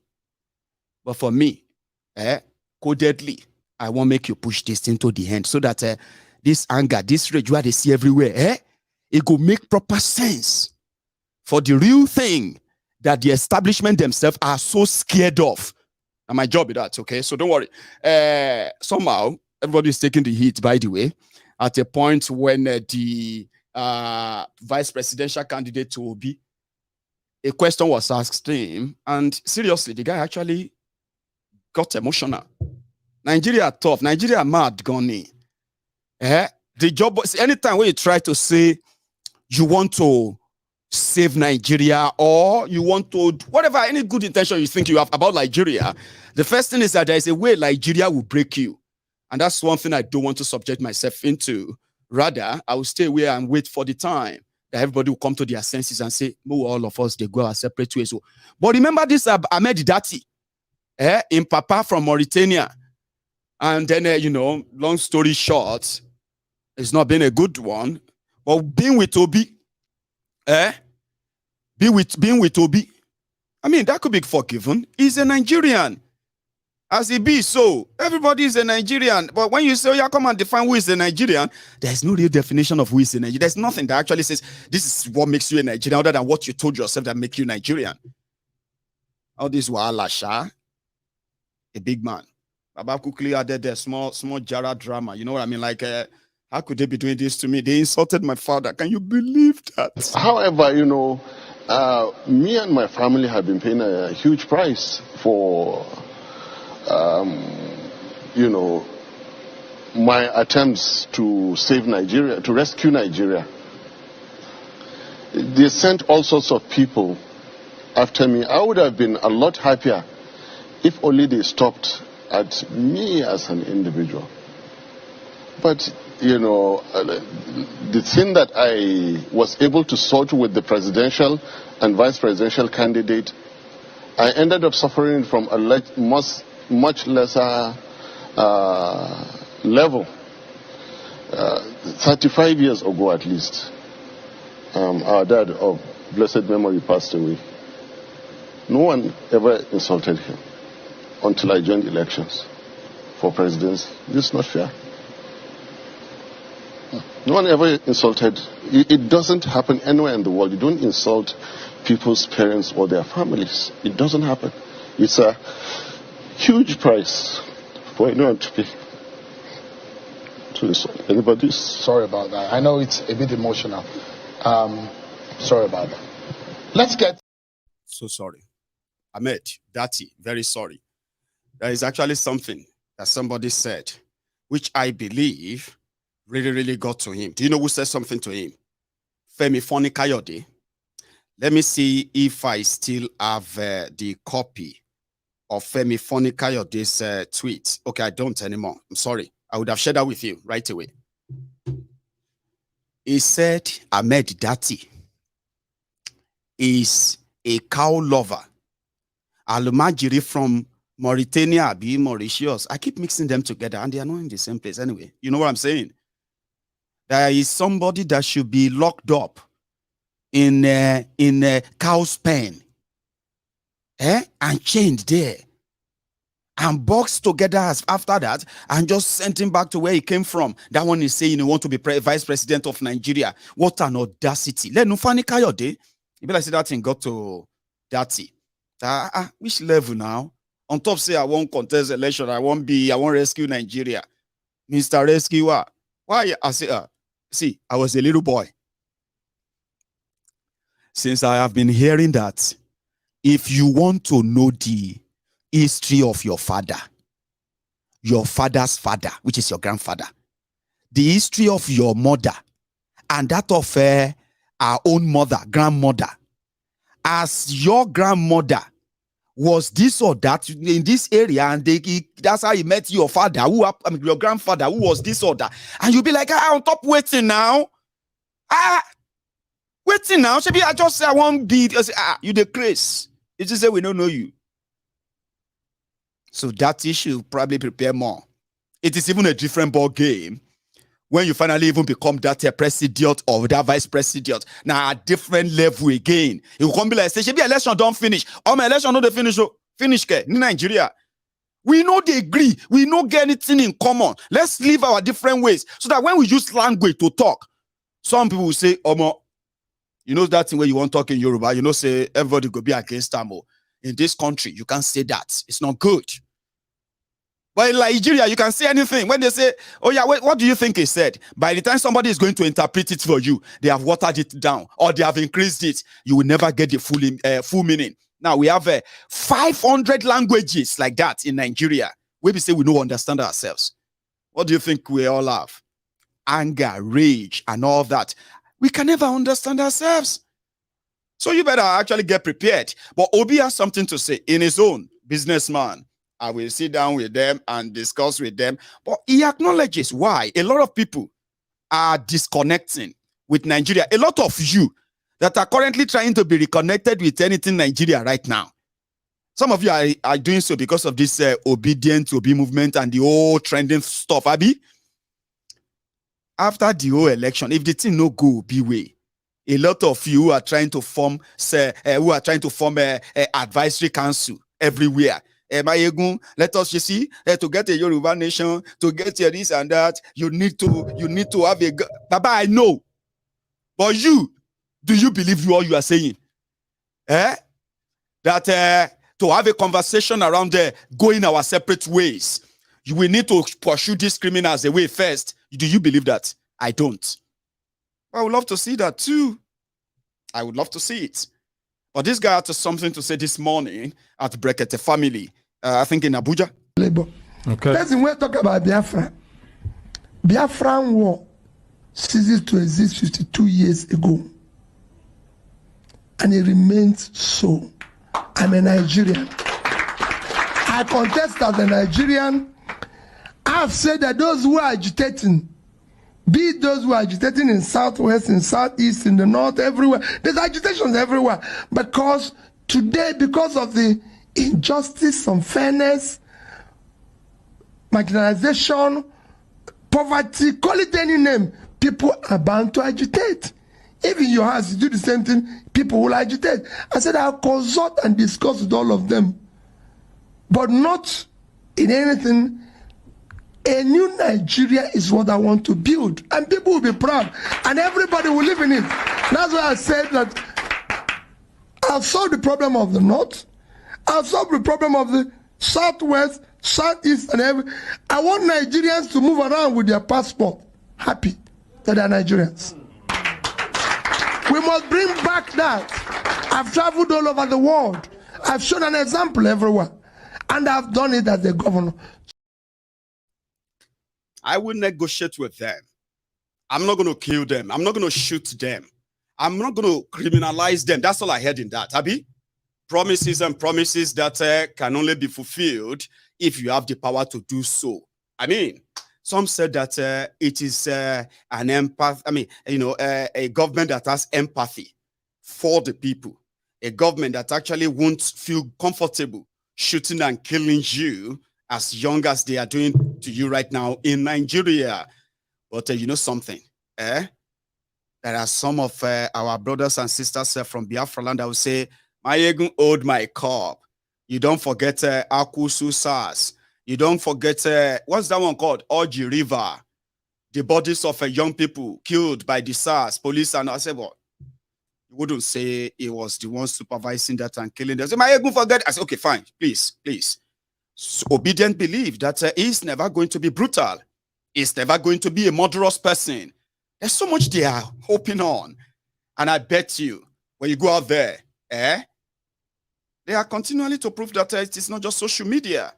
And more reason why I think, the next few weeks, so pregnant with so much that even today, right this evening, the news says, INEC is likely going to postpone the election.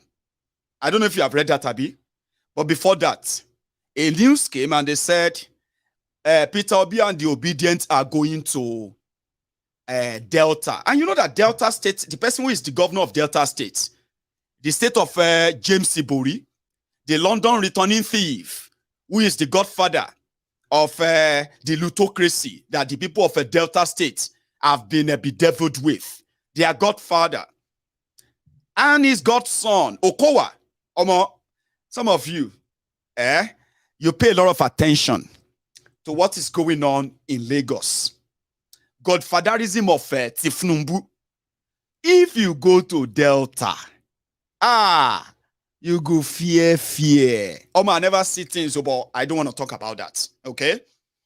Ibori, who did prison, and he was choosing who was going to be governor, who was going to be senator, House of Assembly and Reps, from prison, for stealing the money of the state when he was their governor. Very powerful. The day he returned from prison, it was a glorious welcome. For those who remember Oduan, I think Oduan was governor then. Emmanuel Oduan. Yes. Then Okowa. The same Okowa. Who happened to be the Atifu's vice. When the report came and they said that, no, we don't feel we should be obedient nonsense. We don't want obedient. What about the stadium? We don't want them here. They can't go give them one scrapyard, abandoned scrapyard. Anyway, since they said that their movement is, organic movement. Anywhere where you give us, we go gather. So after the brekete stopped this morning, just like Bokwari and Tifnumbu were in Yola, in Adamawa State, Atifu's state.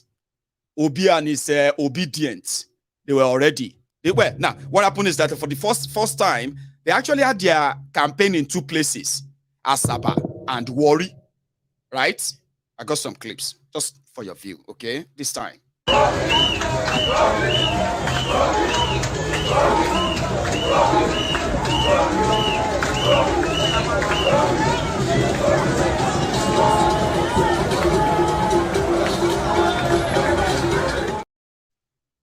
And of course, their man came.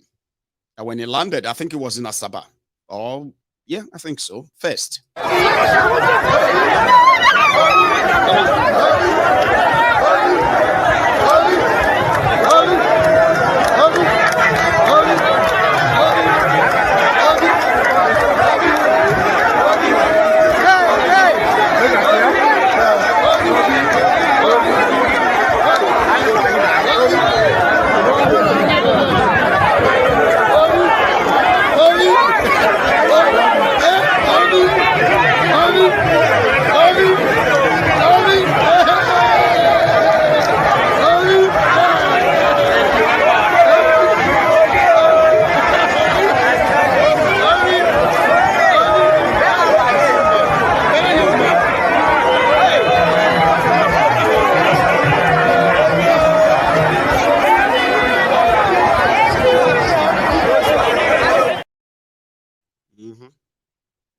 Yeah, I think that was I don't know, Asaba or Warri, because they had it in two places, same, one after the other, in the same state, where Okowa was supposed to be the king. Let's go to the streets. No chocolate, nothing.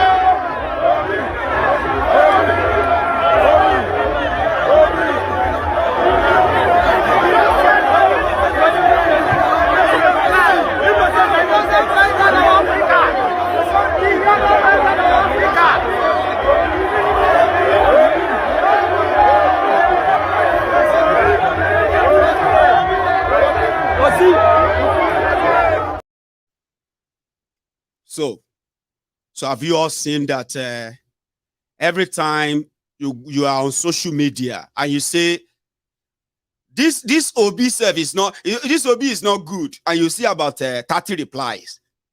Okay, who is now good? Your papa, now your papa good.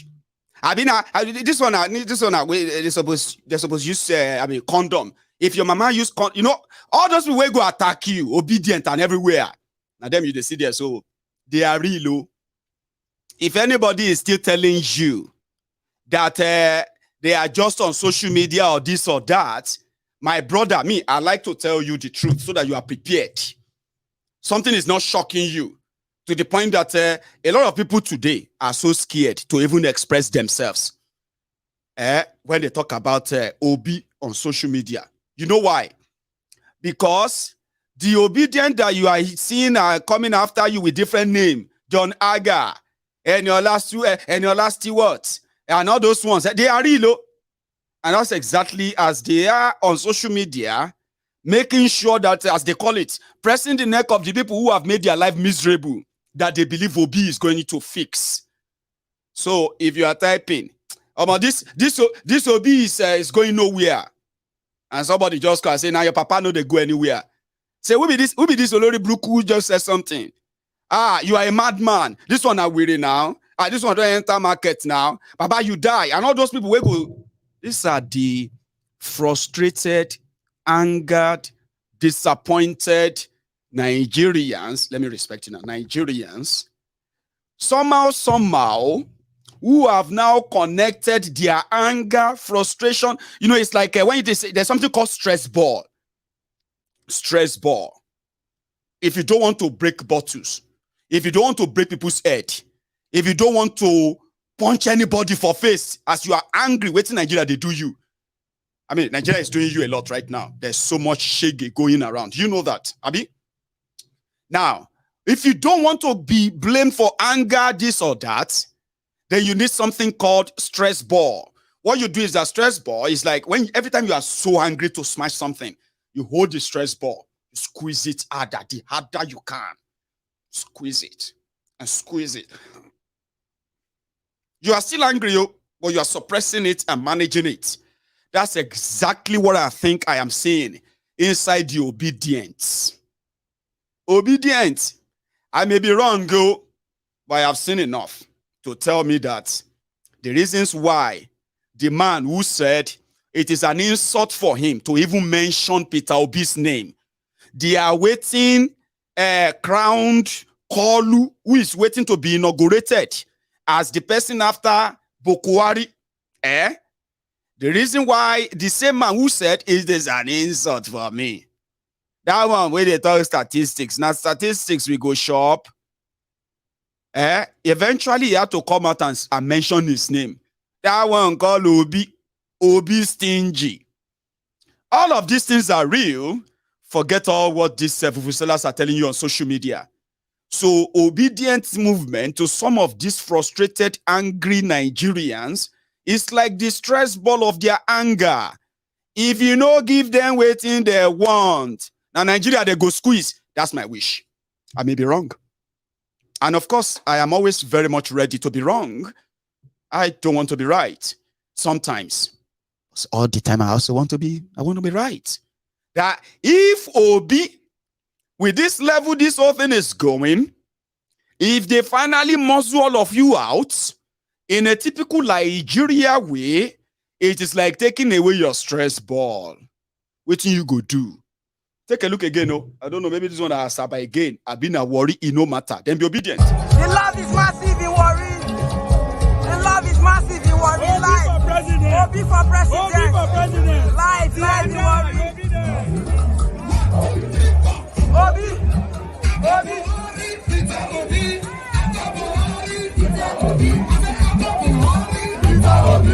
After Buhari, Peter Obi. After Buhari, Peter Obi. After Buhari, Peter Obi. After Buhari, Peter Obi. Peter Obi. Peter Obi. Now we do shots for our president. Now we come in. Worry, shock.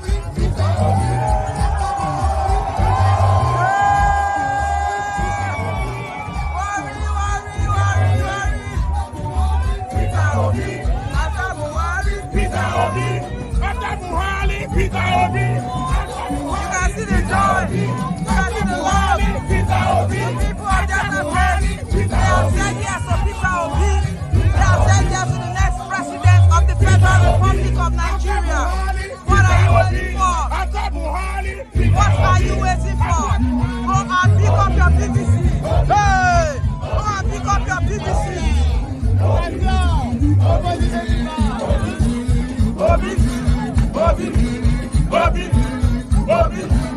Obi. They can't stop us. They can't stop us now. They can't stop us. They say we have more people tweeting in the room. But look at us now. Look at we now. Look at we now. Look at we now. Please, many of us should calm down. We should calm down. Worry. Yes, sir. Live in worries. Worry is fully obedient. How do you feel? Okay, move to there. Stay there. After Buhari, Peter Obi. Are you a pastor that get BBC? Yes.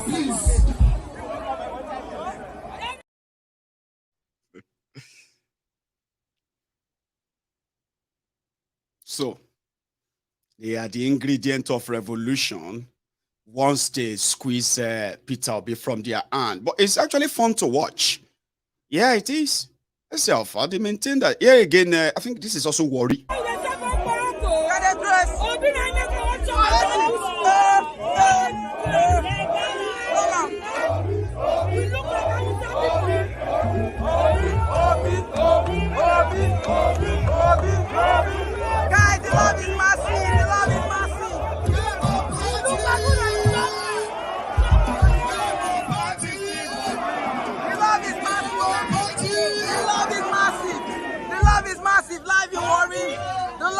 us. President of Nigeria.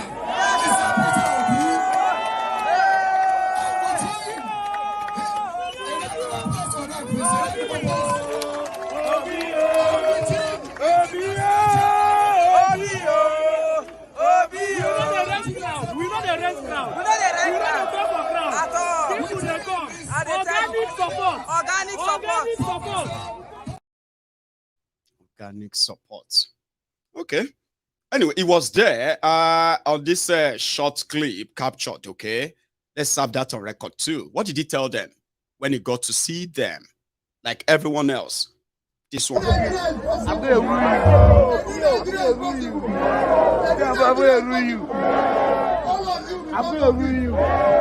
listen to them. They've been here for a long time. They've not done anything for anybody. Go out and vote for me. Vote for me and Datti. I assure you, I will not be there. I'll visit here as president. When I come back, you'll be proud of the mother company who is going to care about you. That's what I want. Go out and vote. Labor all the way. Labor all the way. Don't allow them. Stay there, vote, convince your neighbors. Tell them these people have been cheating us in. You have to stop.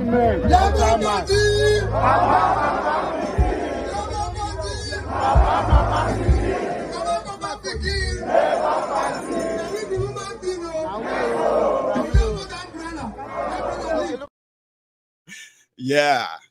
I mean, he's coming out of his shell too. We no be umbrella. We no be broom. That's what he said.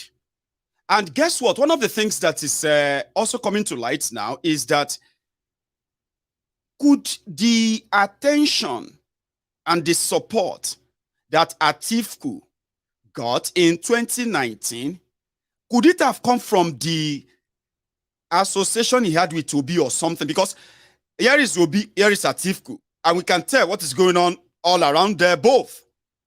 So some believe that when you speak to Atiku's spokesperson, they will say, Peter Obi is the reason why Tinubu is going to win. When you speak to Atiku's, when you speak to Tinubu's spokesperson, it will tell you that Peter Obi is the reason why Tinubu will win.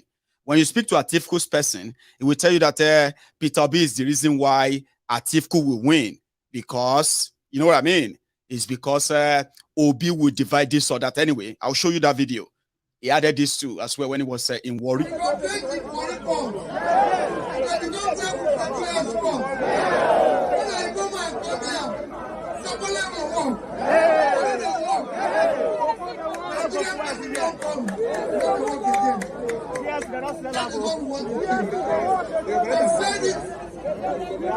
Government of Nigeria.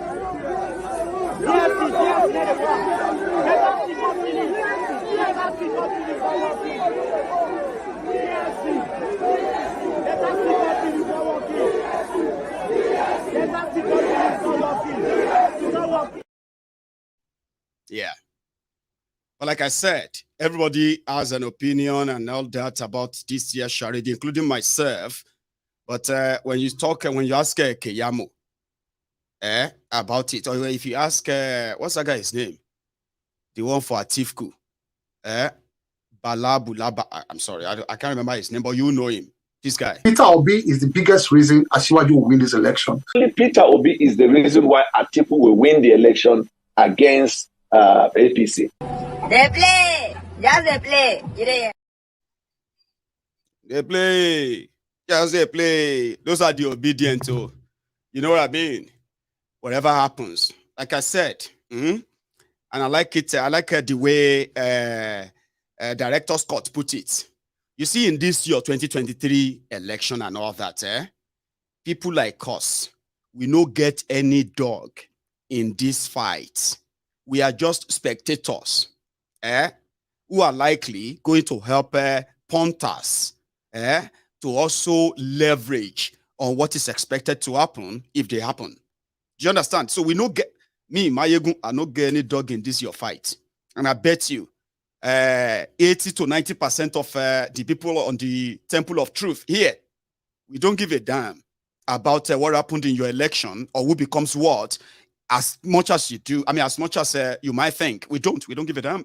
The really damn we give it, I mean, all of this is that understanding the characters who are involved in what is going to become or whatever is going to be the outcome of the charade day by day until the D-Day. Because at the end of the day, by the way, the consequences of your decisions are not limited to you. Everyone, whether you are interested or you are not, whether you are participating or not, the consequences of their actions eventually is going to touch everybody. I mean, so that's why we are interested in a way, but not interested in who becomes what in your what have you. But Maiyegun, that doesn't make any sense now. Well, to you, it will soon make sense to you. Okay? Just give it time.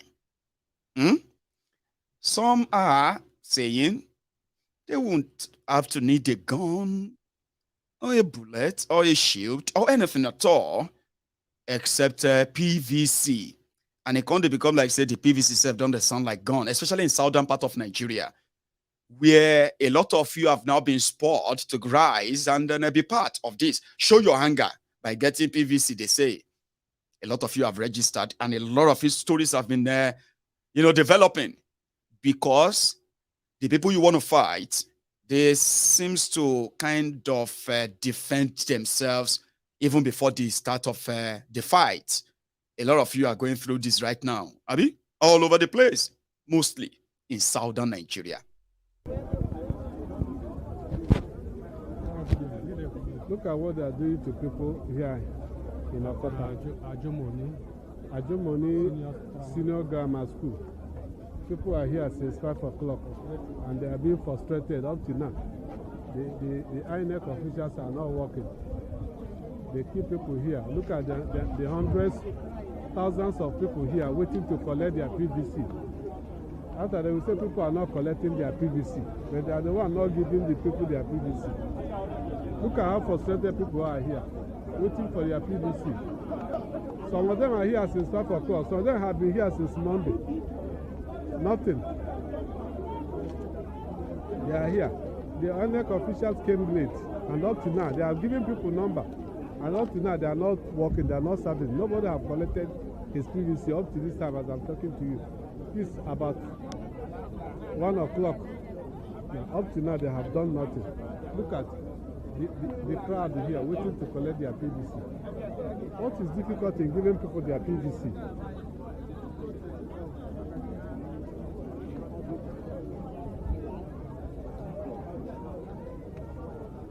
What is the problem? Because this place is Agor, and they believe it's Igbo people that is here. So that's why they don't want to give people their PVC. Can you imagine the number here? What does it take to give somebody his PVC? Is that a work? Just release somebody his PVC.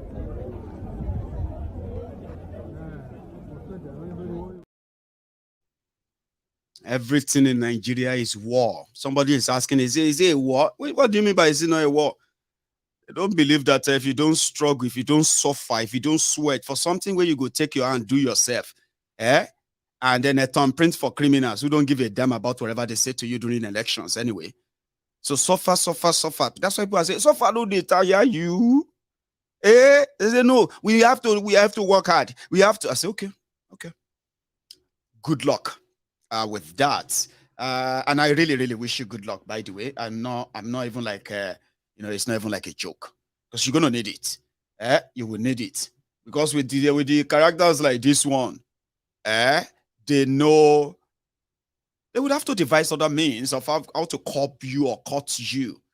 But I'm rooting for you. Obedient, I'm rooting for you. Sure you get. If there is 1,000 people behind you telling you that go, you can do it. You have shown it. Although you don't need me or you don't need somebody like myself.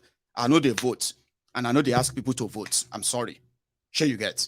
So which means your effort, your work, everything down now, you know what I mean? If you are looking for, if 1,000 people are supporting you, saying go for it, I am one of them. If 100 people are saying, go for it, obedient, me, I'll be one of them. If now only one person remain, we're going to say, obedient, alpha, go for it, you know, because you have your energy anyway. Because last, if you do as you want do, they can't cheat you as then they cheat you. I will be one of your fans disappointed that you are not going to act on that. I'm not trying to incite you. A lot of you are already angry. So if they now muzzle you out, do what they do, the abracadabra, what you go do? Go back to your cocoon. How about Obi? Maybe just go back to his life. Maybe not, Abi. That's why you need somebody like me that will continue to say, go, girl. If all of them be feminists, this and that, I go there, yeah, even though I no be one. I'll go there shout, go, girl. Go, girl. Go, queen. Go, girl. But this time around, comrade, everybody, comrade, this or that. You are now comrade against a system that you believe that you could fight within. I mean, whether I tell you, not to, or to do it or not to do it, doesn't really matter anymore. I actually want you to do it. Yeah, I want you to attempt it. I want you to rile them up more. I want to see actions in the following days. They say, frustrate them. Or no, when we're playing football, this 5-a-side back in Nigeria when I was home, right? There's something that we will always say. We say, force them to play nonsense. Force them to play nonsense. When you say force them to play nonsense, I'm asking you obedient. As you say, they press their neck. I beg no reduce them. Until the election day, until they will postpone the election, you get more angrier and angrier. And then the Iboloji, as usual, from the three Cardassian states in northern Nigeria, they will now come again this time around, and a lot of you will be beginning to question them. You will be surprised and say, how come 6 million from Borono? Baba, who you they ask? If you write any figure from Borono? Now, a lot of you will be interested now, Abi. And you just, how can they say Kano people 4.5 million voted for Kolu? We saw the video now. Baba, you didn't see anything. They don't write time. They don't write this whole thing. So all of these are to get you more angrier. If they realize that there is a single threat to what they have perfected, they will postpone the election. There's nothing you can do. I hope they do that. Once they postpone the election, it simply means the arrangement don't shift. They need time, more time to perfect that thing. But if you continue with your, you will force them to make more mistakes. And the more they make more mistakes, they are likely going to rile you up. The rigging will be so pure, and you'll be wondering, how come this one? I say, who you they ask how come? But they say, they promise you beavers. Beavers is going to stop rigging, Baba. They play, just they play. Okay, just they play. So all of this I'm saying is not to discourage you. I'm just telling you sure you get. You know it. Okay, you know what I'm saying.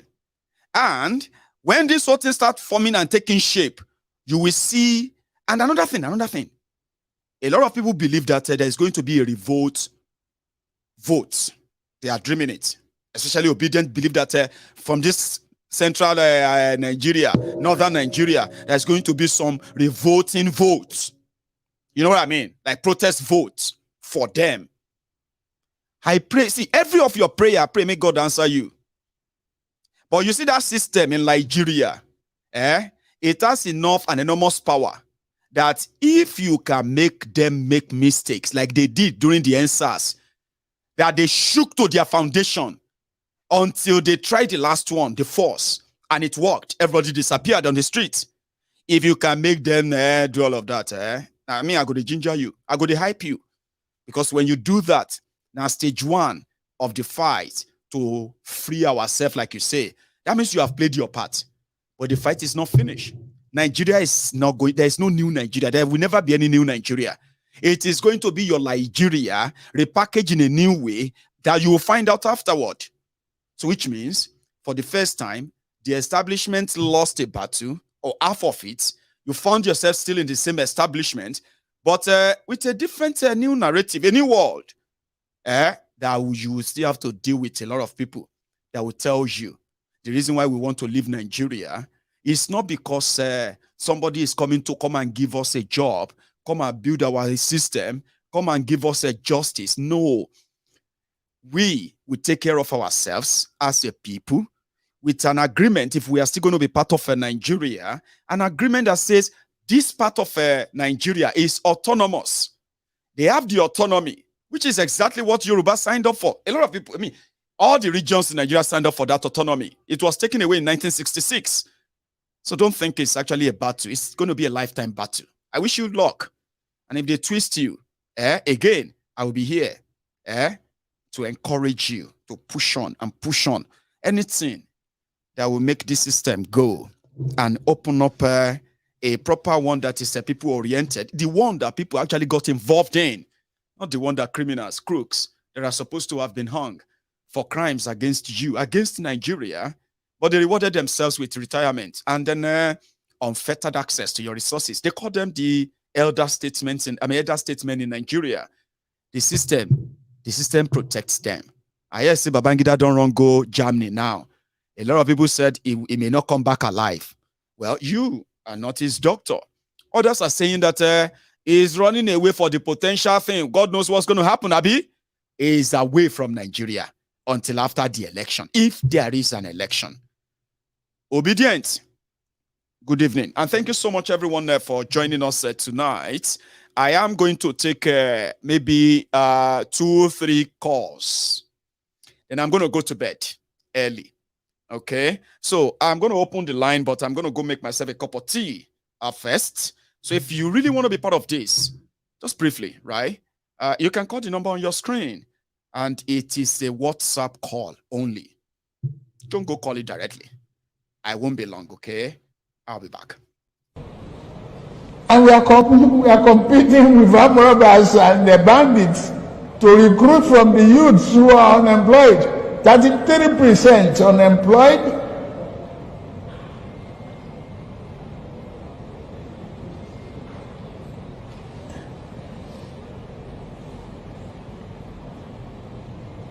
Recruit 50 million youths into the army and take away from their recruitment source. What they will eat? Cassava, agbado, corn in the morning, yam in the afternoon. It's growing here. You create demand and consumption.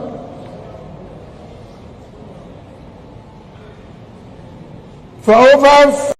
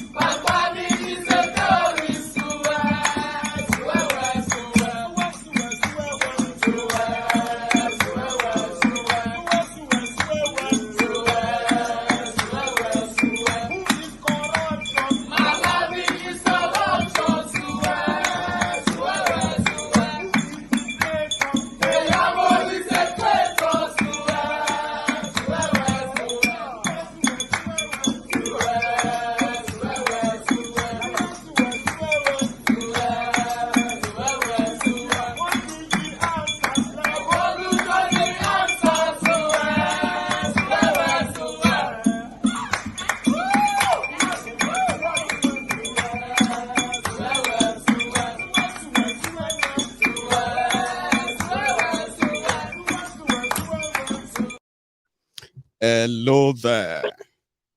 Hi, Maiyegun. How are you? I am very well. How are you? Is that Ken, by I'm the good. way?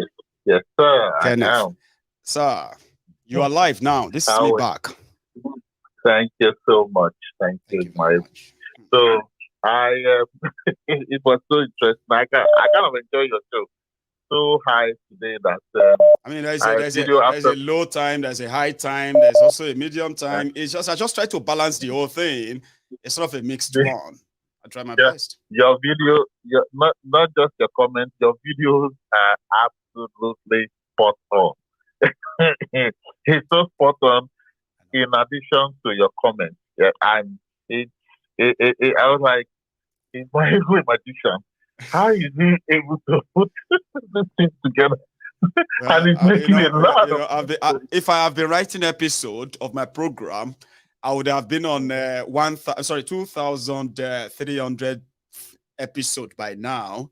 Seriously, wow. I have over 2,000 of this topic that I've actually shared for years now. So I'm used to this. And sometimes these guys also give me the talk. They give me all the talking points, the politicians themselves. I just speak what they say. And I just expand on that because most of them we have heard many times. You know what I mean? But yeah, I get what you mean, Kenneth. So guess what, if you recall, that's my friend that I told you that is in APC, that is one of the sec of their local government there in Lagos. So recently I spoke to him, and he started showing some sign of I think that's my thing. I think he started showing some kind of panic that they were worried about. I don't know whether it's I think it's Peter Obi's supporters, this and that. And he was telling me, that's what this labor, all these Igbo people are doing, blah blah blah. Trying to gaslight the Igbos, or some are trying to gaslight the Yorubas in this whole scheme. I mean, you know. I just told him, I said, listen, I've said it before, and I'll keep saying it to you again. I don't know about others. I'm not in this your charade, this your shit show election. Whatever you guys want to do whatever you guys just do it. We are just waiting for the outcome of the whole thing before the whole hell let loose. You know? Exactly. That as far as I'm concerned, you guys have you're having somebody representing you who is already a working cop. And unfortunately, because of what everybody's going to gain from it, you're supporting whatever you want to support. Good luck on that. Secondly, I told him, I said, listen, I said, his own children or grandchildren, is he going to stress them to come and be doing this thing you guys are doing for him? Right? Then he comes out, he continues to lie, build on that lie. You cannot sustain that lie. No. Why? Because at some point, he's going to catch that lie is going to get to a point whereby it will catch up with you. That's why you can't sustain the lie. So if you guys don't continue deceiving yourself, now circling back with Peter Obi's own. Look, let me be honest with you, I got a lot of my family members here. Obedience, this and that. I'm the only one. I'm the most odd one out. I told them, I said, sing this song we've heard. I've heard this song in 2016 over and over again. That was the same song. Where is Nigeria now? Where are you guys now? The same Buhari. Look at Nigeria. Death to ratio is in the toilet. Maiyegun is in the toilet. Before your forest is a joke. You are growing less than 1.something% GDP. It's a mess. And then you think when the crown prince that he has the one that is waiting to be crowned, who believe that he's going to be crowned. Exactly. If you feel threatened, do you think it's just going to go back to Bodilon like that? Well, I don't think so. I don't think so. So I told him, I said, that one will get in. Then you are doomed. That's it. You're finished. There's nothing left in it there because he has already claimed Lagos State as his own. And okay, that's fine. No problem. Maybe Nigeria will package it and leave and turn it to whatever he wants to turn it to. I mean, Kenneth, right? Even though sometimes they say you should be careful of what you wish for. Do you know that some people actually want Tinubu to be their president, right? Not because they like him, because they know, just like the work that Buhari started, the division and all of that, right? They are also very much existing within the rank and file of Tinubu's people. Sure, you get. So, which means more division, more poverty, more terrorism. And at the end of the day, maybe around that time is when these Nigerians will actually finally agree that it is better. They don't listen to any lie from anybody anymore. That maybe the shege Buhari has shown is really, really not that enough. Some people survived it. Do you understand? And therefore, they probably feel like they will survive another thing. So maybe when they realize that of Tinubu, but some said, no, don't even go there, Maiyegun. This is not about what they do to people ordinarily. It is about what they do to the fabric of what Nigeria is, which is eventually going to lead to more bloodshed among people that are forced to remain together, and they are being deprived of things that actually makes them human. What do you expect? It's going to be a killing camp. And eventually it will implode. I said, but when it implodes, then that means blood will flow. I said, yes, it's going to happen. I said, oh, then I don't want it then. You know what I mean? Like, okay, I don't want that. I'll probably just want something else. Maybe because I'm so opposed to this violence, shedding, and all of, you know what I mean? So I said, okay, I'll just take my wish back. If not, we would have wished that maybe Tinubu should be their president. Show them the final one and see if they can hold back for another 4 years or another 8 years. But some said, Maiyegun, don't even try it. Don't even say it. I said, okay, fine. I'll keep it. It doesn't matter anyway. And Maiyegun, what's his name? Hamid. Is it Hamid? Your caller? Yes, Hamid. In fact, I wish I was there when he was speaking all the Hausa stuff he was providing. I would not just hug him, but I would give him a tremendous round of applause. Because he picked apart completely everything, detail by detail, blow by blow. Really? So you understand Hausa very well too. Oh, he ripped it apart completely. I'm not as high level or as fluent as he is. Okay. Yes, but I picked up some couple of things, some of the things. But he went into detail, blow by blow of everything. That's brilliant. And I give him tremendous commendation. It's not easy. Yeah. And the last but not the least, Maiyegun, is that I would, what I can just say is this, is that, like I told you the last time, I said, it's going to be a series. And you're just already laying out the series. They are presenting themselves as they are happening. You see, you notice that Peter B now is not coming out, and it's coming out of the shell. It's beginning to throw the dice back gradually too. Exactly. And this intelligence report I'm about to give you is not something that I can't say here, because if it was the other deeper one, you and I know, I'm not going to share that. Of course. With you. I would rather private tap you or send you. I know. So the intelligence report I'm picking up from some of my people, my team that I used to when we were in NDA training there, was that it said that they are picking up intelligence that some of those people are already being mapped out in strategic places. In most of the places they think they are going to be having a very rough time with. So their strategy is more or less like, to do exactly what they think might, just in case they think it's getting where they think they don't want it to go. So, but what the intelligence is that they are on the ground. As I speak to you now, they are on the ground at all the strategic places. So the only reason why you will hear anything serious going on is if they think that the trajectory of this thing is about to play itself out. Like for example, if they see the way the whole thing is going, they are on the ground, and it's affecting their plan, then they might have to bring forward some of their other plans, like violence, like voters apathy, denial of voters card, organizing with, you know, currently, Kenneth, do you know that out of 37 INEC commissioners in Nigeria, 17 of them are members of APC. Now, talking about Tifnumbu's supposed or reliable, their supposed dependable, places where they expect to make an upper hand, that those places are now shaking and changing. Okay. In essence, so that we have heard that too. So, okay? let them pay attention. I want us to, we the people here in the Temple of Truth, I want us to pay attention on that very day, and we'll be hearing.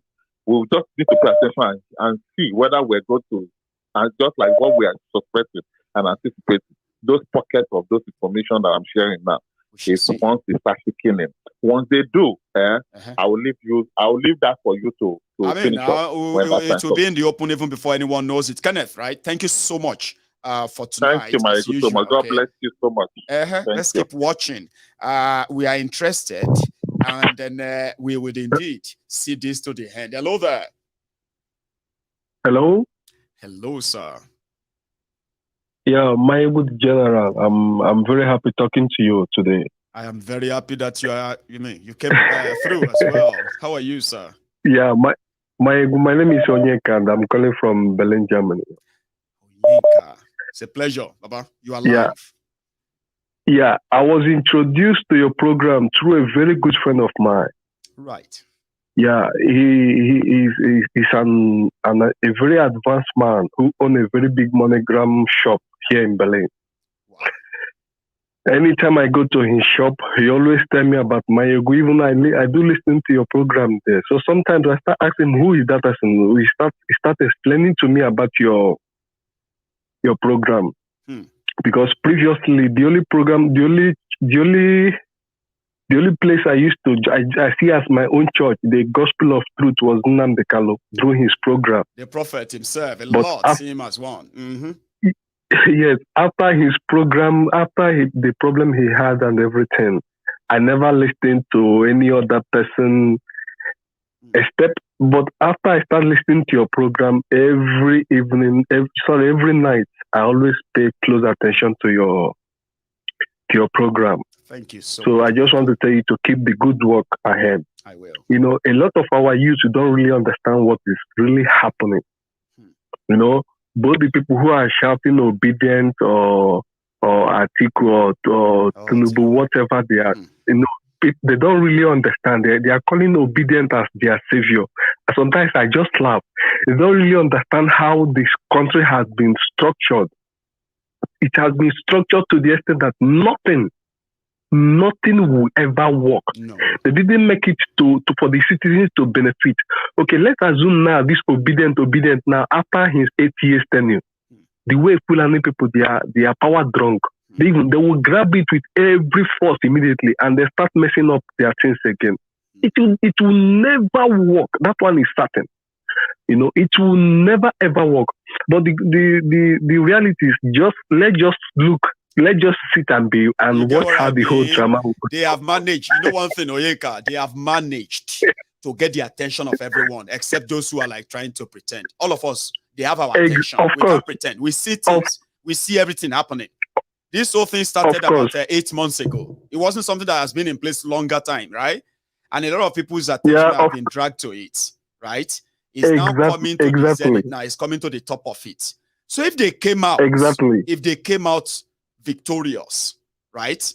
It would be a good thing to start with, because it will be the first time, right, in the history of Nigeria where in 2015, the usual was that the power brokers of PDP and others who are not in PDP, they pulled their weight all over the place to bring in Buhari, right? So we saw that. Yeah. So for the first time, right, no matter what the underhand dealing that will happen, that some of us will know, but for the first time, it will be the first time that the people actually rise from nothing, right, against two powerful blocks. Yes. That usually decide, usually they will say, if you no pay you, go and join any of the party and contest for office and do whatever you want to do. Abi, Now, nobody will join them. It will be the first time in Nigeria's history where these two giant rogues will actually get defeated by the ambition and the rage of the people. That will be a record. What will happen after that is a different thing entirely. Exactly. Now, what will happen after that is different. It's not about coming victorious, but it's what will happen after that. After that, what is going? It won't be that easy for people to be after how many? Do you know how many years Nigeria has been corrupt? They don't want to say that. He will not work everything in interval of 8 years. Even some people might even see he might even working honestly with everything, but a lot might even see him that he's not working. Oyeka, let's tell ourselves the truth, right? There is no work from anybody coming to do for Nigeria that will change, that will fix Nigeria, other than if anybody just walk up and say, believe me, I am submitting, Oyeka. If anybody says, I am your president, Abi, I am now going to use this my office, right, to demand for a referendum included in that trashy 1999 constitution that will now empower people to now come together and decide on a new constitution that is them, written by them. Now, if he can do that, and there is no jihad or coup the following day or week, you now begin to believe him. But if you say you want to build road, you want to build school, I'll give you job, I'll build electricity. Baba, I don't want to break the obedience heart. I've heard that before. And the reason why none of them could build any is the reason why the Nigeria is not going to work for anybody. It is deliberate. It's not because nobody know how to build electricity now. China road, they know sabi build. Maiyegun, sometimes, excuse me, Maiyegun, sometimes I feel like crying. All these our leaders from A to Z, a lot of them, this is Europe. They live in Europe, America, London. They have houses there. Okay, after they see how the system here looks like. They see how the system works like. But immediately they enter Nigeria, immediately they enter Abuja or Lagos. Or anywhere. Or anywhere in Nigeria, they forget all those things. They see it as normal. The people supposed to live like animals. That's why everybody should agree that whatever is happening in Nigeria is man-made. It is deliberate, not an accident, not coincidence, not the sins of anybody. It is deliberate. You have said it all. It is a deliberate act. It's all this thing we are talking from. It doesn't mean that they don't know. If they really want to, they know the system. They know how a system is supposed to work, but it's a deliberate act. And they are doing it not to favor any citizen. They are doing it for their own selfish and devilish act. It is very unbearable. These people are just sometimes all I'll be hearing every time people will come and I'm saying, hey, Buhari achievement. Second Niger bridge. Any small road they build, they will come and commission it. Look here in Europe, London, UK. If whether you're building road, nobody send you. Build anything. Who is sending you? It is normal. It is normal thing you have. It is normal thing you have to. It is normal thing you have to do. But let them build one. Even Wike, this way, Wike, he has constructed more bridges across what they call it now swamps or vamps in river states. I'm talking about kilometers of bridges over swamps. And there is there are ceremony, we do dance. That's where we got all the 8 tracks from anyway, when he's going to celebrate them and all that. But second Niger bridge, built by a government of Nigeria, by Bokwari, even the one that is actually like the budget and the plan completely changed, cut down, is a national monument in Nigeria. My brother, bridge, national monument, a legacy that educated people today are saying the people of Eastern Nigeria should be so grateful that they gave them uncompleted bridge. Something they can build themselves. You can build any bridge you want yourselves.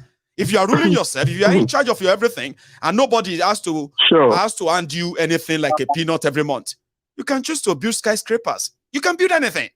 And you can decide to build art, Hamlet, and all that. But Nigeria will make you regret. Even never,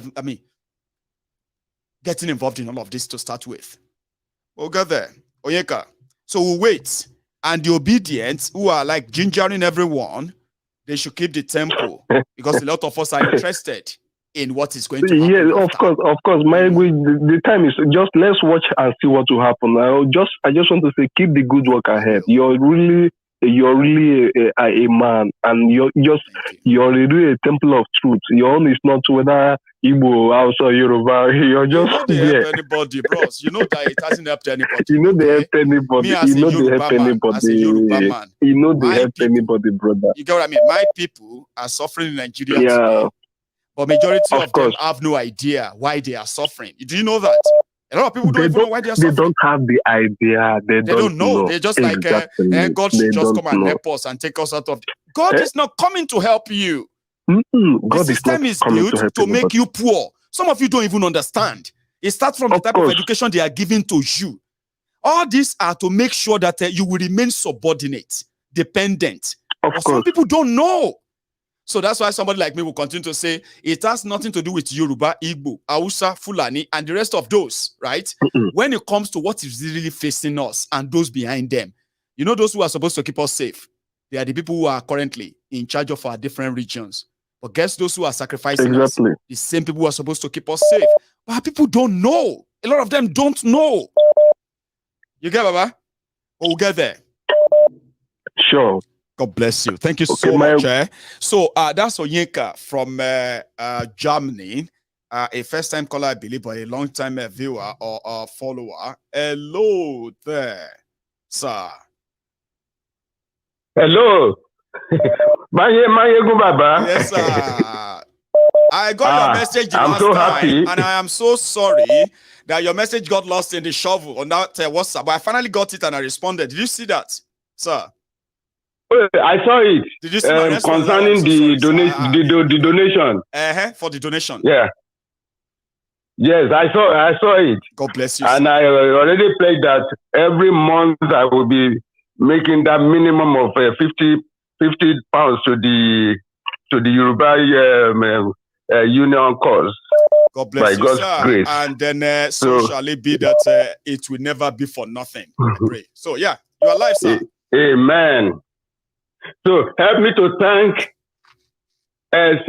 my sister, Princess. Wow. Help me to thank her specially. Later, I only saw her account number later. Unfortunately for me, I'm not able to watch your program on live most of the time. So most of the time, I have to wait to watch the follow-up. I'm only able to watch you live on Mondays. Where I don't work. What happened? Are you like walking and like you couldn't really join us? Like, I know that you are in the US, sir, aren't you? You are in the US, Abi? That's right. So being in the US, yes, I'm in the US. Even though it is after, half 10 here in the UK now, right now on the clock, it's probably like probably about 4 or half 5.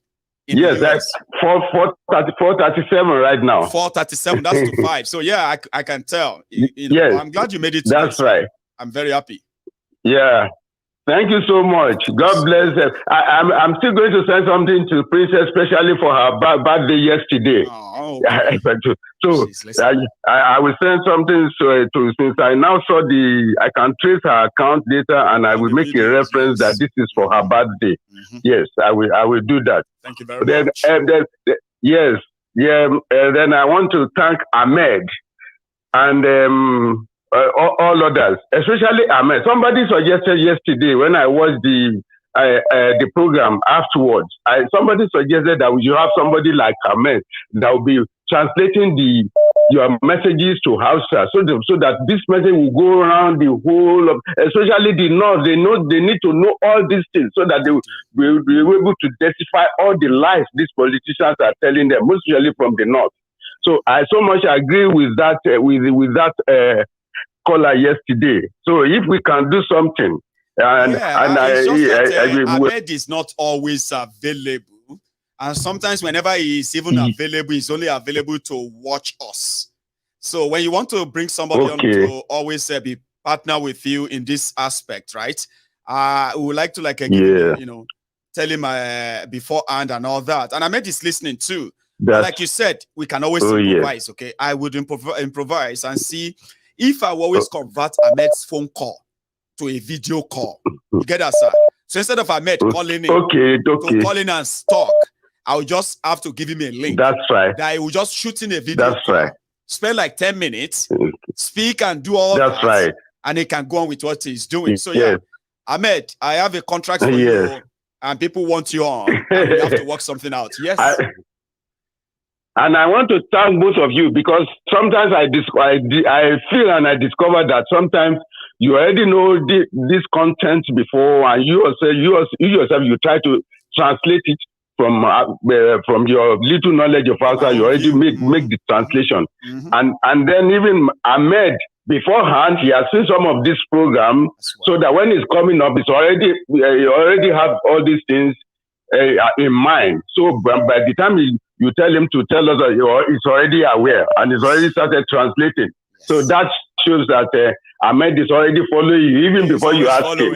So I want to appreciate Ahmed for that. Thank you. He's doing a very good job. I want to appreciate everybody. And I want to, then one suggestion I have is this. Yes, sir. Concerning the program over there, where all the programs Princess has, right. All those places she has already been. Yes. Apart from we are now focusing on the children's books, exercise books, and all the educational. Yes, sir. Now, maybe you should also form a small committee, because everywhere we go, there should be maybe a month later a follow-up, just a follow-up, not to give this time, to follow up on all those places Princess has already touched, so that they will know that yes, it's not just they didn't just come to them once. There must always be a follow-up. It may not be by Princess herself, maybe some other follow-up group that we need to create, so that they will be following all that have been visited by Princess and others. There will be a follow-up group that will just say, okay, we just come to check on you, and then we want to with all those things we have a plan for you. We are going to do it. So it's just another follow-up one way or the other. That will also be fine. All those places that has already been visited, that is what we should do. So if that can be incorporated, that will be one fine. thing I'm going to say to you, just to let you know that we are already doing something in that regard, okay? Everywhere we went, sir, we left somebody or more than one person as coordinator of what happened there. Indeed, we kept contacts. You get what I mean, sir? Some of them are even going as far as... that is good. Yeah, some of them are going as far as creating their own WhatsApp group for their areas. You get that, sir? That is wonderful. Whenever we want to come next time, we are not just going to be we're just going to send a message that will just gather everybody. So we're already doing something in that area. And what you suggested, right, is another brilliant one. Everything is not always like go and give them something. Sometimes they are even asking us that they want to be doing their meetings, sir. They're asking, they said, yes, I have start doing meetings to meet up on your programs, on your speeches, on your agenda for us. We said yes, but we'll keep in touch. We'll get back to you, give you the guideline, give you what to do and the rest. Yeah, we have something so similar, and I'm happy that we are thinking alike on that. Thank you so much. I'm so happy. Greetings to Agbeke and the kids. Well, and I saw your go on. Last year I saw them. I watched the program when they went for was it baptism or confirmation? I think it was baptism. Yes. I said, so Maiyegun is not. when we see Maiyegun on shows, we feel like it won't even be subscribed to such a thing. You still have the God in you now. I keep saying I am not religious, but it doesn't mean that I am one of those who deny God. Okay, I wasn't raised that way. That is right. You understand, sir? I wasn't raised. Right. Yeah, I'm not one of those who woke one. What happened is that my understanding of God is based on my own kind of belief system. So what I then believe is that if you have a belief system, right, I have to respect it. Yeah. It costs so much to build up a belief system inside yourself. But my own grouse, my own kind of disagreement is when somebody begin to now give the job that man can do to God. I disagree. That is like a extended faith, and it doesn't work that way. That is true. Sure, you get it. That's I agree totally with you. I am never against it. In fact, Agbeke loves church. He loves to go to church, and they have been working all this while to get me to church. I said, listen, I was once a born again Christian. Okay, I practice born again Christian, right? And all I discover in the whole thing is that it all comes to your heart and mind with your That's God. right. Sure, you get. That's right. So everything else, That's else is just the way you choose to show your commitment to that God. Whether you go to church, you service this or that, it is how you want to relate with that your belief, right? And I have nothing against it. Yeah. Do you understand? But when you begin to tell me that politicians, criminal like as they are, they need God wisdom to fix road, then I'll feel offended. When you tell me that politicians need, really funny. Do you get that? Like politicians need special prayer to fight insecurity. Now that is you trying to play me. I'll feel insulted. That's against your faith. Yeah, very right. You trying to manipulate me to tell me that what man can do, I should let God do it. No, I won't. I won't. No, I won't. Very correct. That's just like me. Look at what they done. No, I don't. I have nothing against religion, sir. I respect it so much because I have seen it up close. It takes a lot. It takes a lot of investment, time, and commitment before people say, I believe in this thing. I know what it takes, but just don't mix it with politics. You will offend me. That's right. I don't care how much you know about God. At that moment, I will begin to trash your, you know what I mean, sir? But fair enough. You are right. You are right. People have turned religion into something else. You know what I mean? Like when I was young, just like you. Yes, sir. When you say some things, sometimes it's like we are relating to each other. When I was very young, come on, I know. There was a church. I'm a Christian, and there was a mosque close to our house. You won't believe that when I was a little boy, I would go into that mosque because I've already memorized that call, that early morning call for prayer. I will go into that mosque and make that early morning call. And nobody will complain, this boy is a Christian. What is he doing coming to call early morning prayers? Because we just relate with each other. When it's time for Christmas, we do everything together. Until all these Buhari, Babangida, when they came, then we started. Twist. Do you know that when Jakonde was governor, all his commissioners, all the cabinet were all 100% Muslim. Nobody even knew. Nobody cared. All the commissioners, everybody was Muslim. Nobody complained, but he was doing the job. Nobody had time. It was later when people were pointing it out that, do you know that Jakonde, all the cabinet was, I said, I don't even, because they were doing very well. What Jakonde did in 4 years, all of Tinubu's 8 years plus his and those they put together, they have not done anything up to 50% of what Jakonde did in 4 years. You know why you are right, How can you say a city that used to have its own running water in the 80s, that used to have its own working medical system, at least in the 80s, before everything started going worse, right? Now, the same state today, they have no single drinking pipe-borne water of government, but borehole. And you want to say somebody has changed the face? Come on, man. Sir, let me take another one. It's been such a pleasure. It's okay. That is right. Thank you so much. God bless you. Amen to that. And you too. Thank you so much. So it's all scam that people say, and once you repeat a lie again and again and again, you begin to believe it as a truth. And that's exactly what we are battling with. Ignorance of the people who should know better. But again, where would they know better when the whole information being given to them is so filtered, adulterated, and so misleading for decades? We have a lot to battle with. And a lot of them, the particular one, the biggest of them is ignorance. Yorubas are facing that today. And ignorance kills. Mr. Taiwo Oladele, you are there. Just say Baba Gio. You go package here. It's like all package in one. Super pack. How are you, sir? Anyone about what's in mind? I said Gio. You won't be wrong. Oh, Maiyegun, I'm not going to stay long. Well, I'll believe that. Go on, Mr. Taiwo.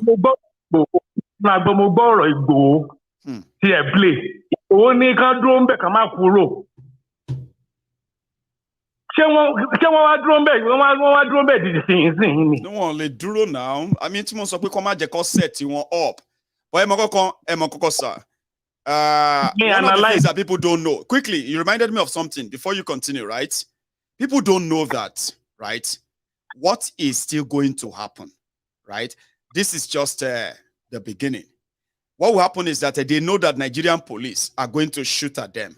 So they're going to encourage more people to go out, to rally, to protest and all of that, right?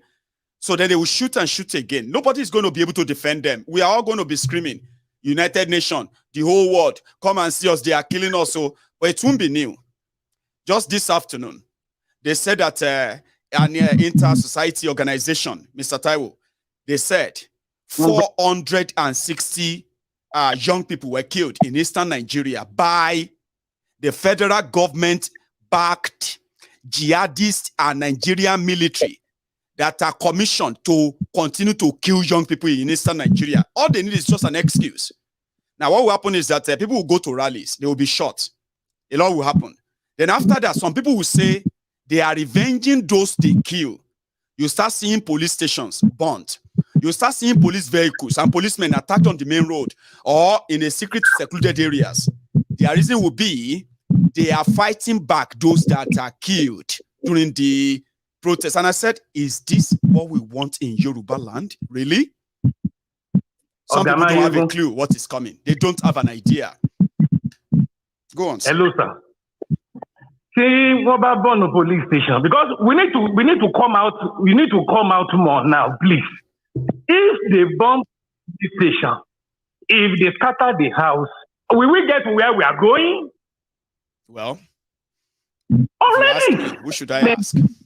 The government is a terrorist sponsor, terrorist sponsoring government, terrorist boosting government. Already, I'm a terrorist. I'm military setup. So when they do all these things, which result are you going to get? You know why I called you, Maiyegun? I want to go. Please. Hello. Original Kuro. I will say it 2 more times. I would withdraw original. So we need to do more now. Are you with me, sir? I am with you, sir. We need to do more now. We need to educate people more now.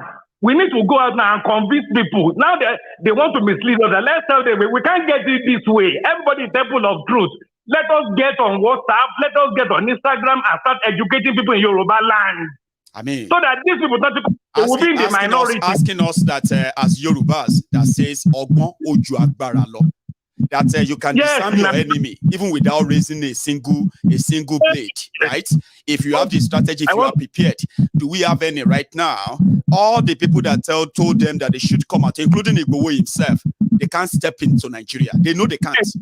Now, anybody, whoever gets killed, it will boil down to the further injustice. More people are going to get angry. A lot of criminals are going to creep into this. They will say they are fighting for us, and they will start burning properties in Yoruba land, like what happened in Lagos today. Things like that will be the response and reaction of people. And if anybody get killed, I mean, we're all going out now. They kill one of us. We're not just going to walk away. We're going to get angry. We're going to, and then the more you do, is the more you are also giving them the license to kill. But my point is, what happens to us when we face such violence? What happened?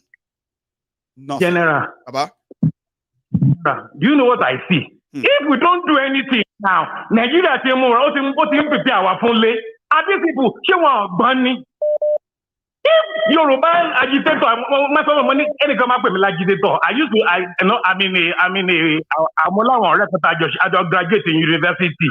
Most of everybody, me, I want Yoruba nation is my first choice. Yes. Yoruba is my second. Yoruba is my 999. Yoruba nation is my 1,000. Yoruba nation is my end. Mathematics end option. They 1 million, they 2 million. I don't have all. They know me, my family. They know me, my church. They know me everywhere. I have no other. I can't be living in fraud. Do you get me, Oga? I'm with you. Even if we don't do anything now, if we don't do any rally now, if we don't do any debate now, Nigeria is already telling you are coward. It doesn't mean that you are scared. It means that, in fact, they're likely going to fear you more because they have no idea what you are planning. But guess what? Even before it's done, it's already out there. I just feel sorry for these people. Honestly. This need agitation, man. They don't need agitation again because I want the whole world to be hearing me. Nigeria is already APC Mafaka notice. PDP Mafaka. I will never don't party with one because everything is preparing us for our home. We are near home. We don't need to scatter things. The whole world, Yoruba sons and daughters. I am speaking to you through Maiyegun. We are near home. Nigeria is already preparing the ground for us. Nigeria is leading us. PDP is leading us home. Confusion everywhere. Yes. INEC is confused. PDP is confused. FPC is confused. Military is confused. Everybody is confused. Now, the owners of Nigeria, I was told that some of them are running out of Nigeria now. Gradually, little by little. We don't need all these things. Everything is me only the woli like government money. Me only the woli. That government when Nigeria is no more. I keep telling people there was a country called Nigeria. There was a country called Nigeria. Capital letter and it was there was a country called Nigeria. General, I go. I want to talk to you. Mr. Taiwo, and keep up the work, okay? I believe that we will continue to give a positive, a positive representation, something that will continue to tell people that, of course, even if there's going to be any violence or physical violence at all, it will be the last resort. It is not this way. Not this way. Go on, sir. They need them. Come at the violence in one, it will one wole. Come at the violence in one, or more longe. And slow down, everybody don't go me. At any program, if you can adopt a family in Temple of Truth, after you give for our project, if you can adopt a family, we are coming. Adopt a family too, yeah. You can sponsor a boy in Yoruba land. If you are rich in Temple of Truth, after you donate for general program, you want to adopt just a boy. You can do it in Temple of Truth, or you want to adopt a family. But family can take Yoruba. After I've contributed to the general purse, I want to sponsor one family in Yoruba land. We have it here. I mean, Mr. Taiwo, there is a way that if we do the homework, if we do our work very well, right? The people know us and they know why they actually need to stand up for this, Yoruba sovereign nation and all that. One single message can bring out millions without anybody even have to scream or shout or threaten anybody. But again, we'll do our part and we hope that we're making of impact. So, Mr. Taiwo, thank you so much. I'll take this. So I have another caller on the line. Now our time is gradually coming to an end, but let's take this. Hello there. Hello. Hello, sir. Can you hear me? Am I live? Live and direct. And this is Maiyegun. Your name? Am I on Maiyegun? Yes, you are on MaiyegunsDiary. Your name? Yeah, I'm Mike. Did you say Isaac? Mike. Oh, it's Mike. Hi, Mike. Yeah. And where are you calling from? Where is this? I'm actually in Nigeria, but you are at home, but you are based where? Yeah, in Turkey. You are based in Turkey. That number looks so familiar. So, Mike, how are you? I'm fine. Beautiful, sir. So you are live, and everybody can hear you. So, adios. Okay. First of all, I just want to commend you. You have no idea what you're doing. Seriously. Well, people say that to me all the time. I mean, I actually want to see the result of all I'm doing in the people that listen, that makes that difference out there. And I hope I live long enough to see that. Yeah. Go on, Mike. I don't know where you draw your strength, brother. I don't know where you draw your strength from. Because the things you say are the things I have in mind, but I don't know how to put it in words and communicate it with people. Because for me, I'm like, I don't understand. I don't owe anybody all this. You understand? But here you are doing the work. You understand? Okay. Now let me tell you my experience when I got back to Nigeria. Right. I came to Nigeria, Murtala Mohammed Airport, Lagos. I thought I was in Kano. Everybody are Boki. This is Lagos. I mean, it has been like that almost forever. That airport. You know, I was born. It's like it's been like that forever. I was born in Kano, and I know how to speak Hausa very well, just like Ahmed. Ahmed, okay. I have so much luggage on me, and when the customs and the NDLA tried to stop me, the only thing I just have to do is just to speak a little bit of Hausa, and they just gave me a pass, a free passage. Yeah. Like, I'm like, what the hell? What if I'm carrying drugs? Nobody cares. I just need to speak Hausa to have passage in Lagos. I was like, really? Then coming out to the airport, I now saw the real Lagosians, they are Agbero, trying to hustle me. I'm like, what the fuck? What the fuck is this? What the fuck? Sorry for the language. Federal character died. The day they declared Buhari winner of 2015 died. I'm sorry for the words, the foul words I'm using. Maiyegun, you know, since I came back to Nigeria, I buy fuel every week, 30,000 every week. 30,000 every week just to have life. Wow. 30,000. I cannot go to the supermarket without my wife being on the front seat because I'm scared I will be labeled because I got tattoos on my body. I've lived outside almost all my life. You know, so when you see me, you can just profile me, whatever. So I have to have my wife sit in the front seat of my car if I'm going to get the fuel, if I'm going to the supermarket, if I'm going anywhere I'm going. That's so just you are seeing it firsthand now. Things you've been reading, hearing for a while. Now you are facing it face to face now. Yeah? I cannot step out of my house without my wife going with me. If not, there is no guarantee I can come back. Like we have to go with me, so I will appear some kind of responsible. Can you imagine? What kind of life is that? I wanted to say that, you took it out of my mouth. I wanted to say, can you imagine? Then you just took it out. But, Baba? Now, let me tell you, I have a friend that is a surgeon. He got tattoos all over his body. But he's a surgeon. Right? You understand? How you now judge me just because of the way I look? You don't even know what I do for a living just because you have a myopic mindset. That means what? Your myopic mindset should affect me because you are not learned. That means I should be what? I shouldn't move ahead with my life or something. This country, I mean, what can we say that we haven't said? Nigeria, they say Nigeria will humble you. Like, you will sit down and just ask yourself some questions and you'll be like, man, my head is about to just explode. I can't be. What is this? Nigeria will humble you. I came back for my dad's burial. I can't even go to the east for my dad's burial. I'm like, should I come back? They are like, let me wait. Not yet time. I should just wait because the insecurity over there is crazy. I should wait so that the Nigerian weather will blend my color, so that when they see me, they will not really know that I just came back. I'm too fresh. I'm too fresh, so I should just stay in Lagos a while so that the sun and the sweat will blend my...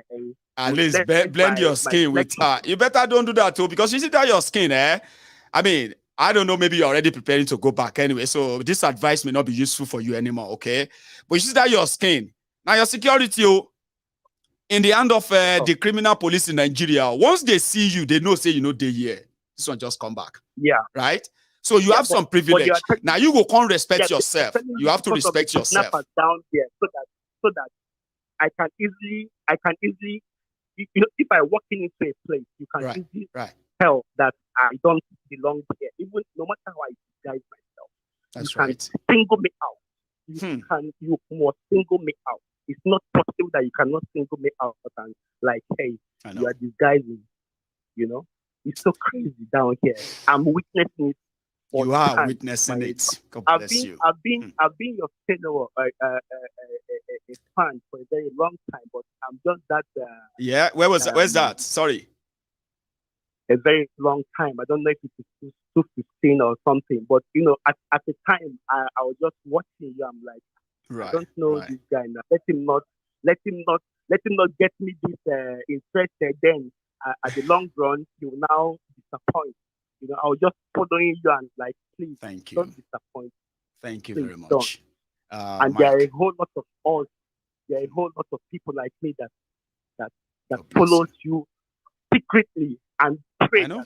I think I can feel that because a lot of people are kind of responding in a way I didn't expect when we decided to introduce our programs through this our new platform, Yoruba Union and all that, right?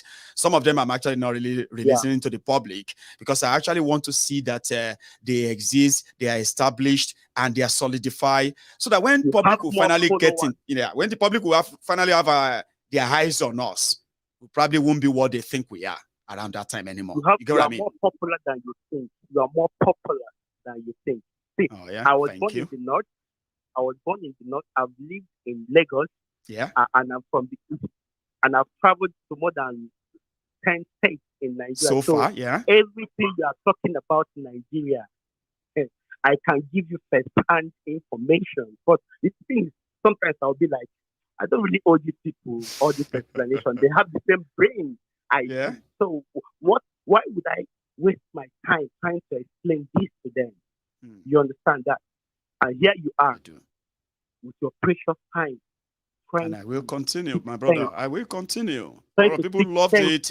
It's a thankless job. And when people come out to say, Maiyegun, you are doing well, thank you. I appreciate every word you said.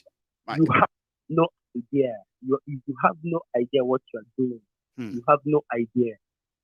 Anyway, you have no idea. Thank you so much, Mike. I beg, stay safe in that place. So, sure you get me, and then the missus, let me say thank you to her for at least being your own guide in this trying time. Enjoy this stay, and I wish you all the safest step back to your base, bro. All right, bro. Stay safe, man. All the best. Have a good one. So I am going to draw the curtains here, and then we're going to call it a night. Okay. Tonight, as usual, I have shared my view. I've taken you through some of their political happenings. All of these are just to show to you that if you need something to give you an idea, understanding of what is going on in Nigeria, the people involved, be up to date and never fall into the category of those who are going to be, are you with me? Who are going to be taken advantage of. People are vulnerable. Politicians know that. They will tell you anything. They will say anything, just everything, and they will do nothing. That's my own way of seeing them. But if you have to believe them in any way, for those of you who usually secretly or openly believe in them, I love to advise people to manage and then, manage your own expectations. Manage them. I don't get any hearts with you break because of Nigeria anymore. And I'm trying to tell those who have had their hearts broken, who are now trying to mend back those hearts, never to give them out freely anymore. It is the season. It will soon it will soon pack up, and reality will soon set in. That is why you have to be careful of the choices you are making. Be careful of what you are wishing for. I'll see you some other time. And thank you for all the support as usual. Like the broadcast, share it, subscribe to my channel if you enjoy this, right? Because I'm going to see you some other time on any other trending topic, which in Nigeria as it is a daily occurrence. I'll see you some other time. Good night.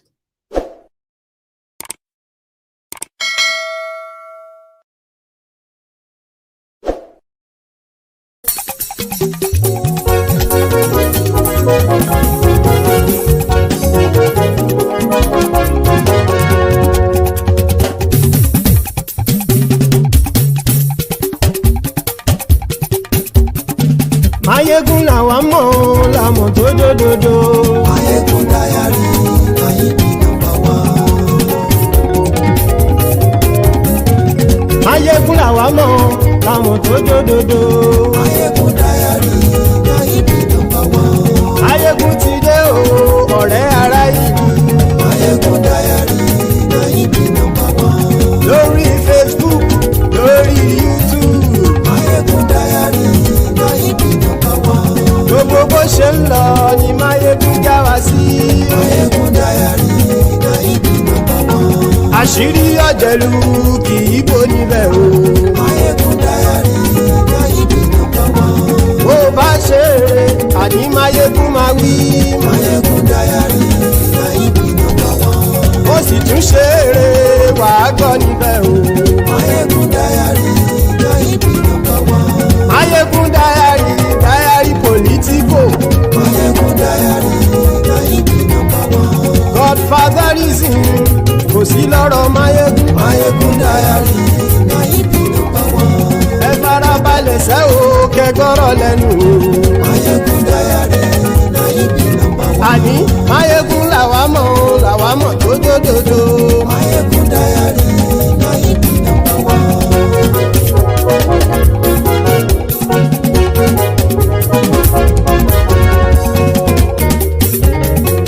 Àní ẹ̀sùn ràkì. Maiyegun ti dé. Maiyegun ti dé. Ọ̀jẹ̀lú ẹ̀sùn ràkì. Maiyegun ti dé. Àní ẹ̀sùn ràkì. Maiyegun ti dé. Lórí Facebook. Maiyegun ti dé. Àní ẹ̀sùn ràkì. Maiyegun ti dé. Lórí YouTube. Maiyegun ti dé. Àní ẹ̀sùn ràkì. Maiyegun ti dé. Bọ́ bàbá gbé wúrẹ́. Maiyegun máa wí. Àní ẹ̀sùn ràkì. Maiyegun ti dé. Ijó ìgbádìyẹ. Maiyegun máa wí. Àní ẹ̀sùn ràkì. Maiyegun ti dé. Bí pẹ̀sìdó bá rúfin o. Maiyegun máa wí. Àní ẹ̀sùn ràkì. Maiyegun ti dé. Bí gómìnà kówó jẹ. Maiyegun máa wí. Àní ẹ̀sùn ràkì. Maiyegun ti dé. Ọlọ́pàá ti ń darí bá. Maiyegun máa wí. Àní ẹ̀sùn ràkì. Maiyegun ti dé. Aṣòfin tí ń rúfin o. Maiyegun máa wí. Àní ẹ̀sùn ràkì. Maiyegun ti dé. Òpùrọ́ olóṣèlú. Maiyegun máa wí. Àní ẹ̀sùn ràkì. Maiyegun ti dé. Ọ̀jẹ̀lú ẹ̀sùn ràkì. Maiyegun ti dé. Àní ẹ̀sùn ràkì. Maiyegun ti dé.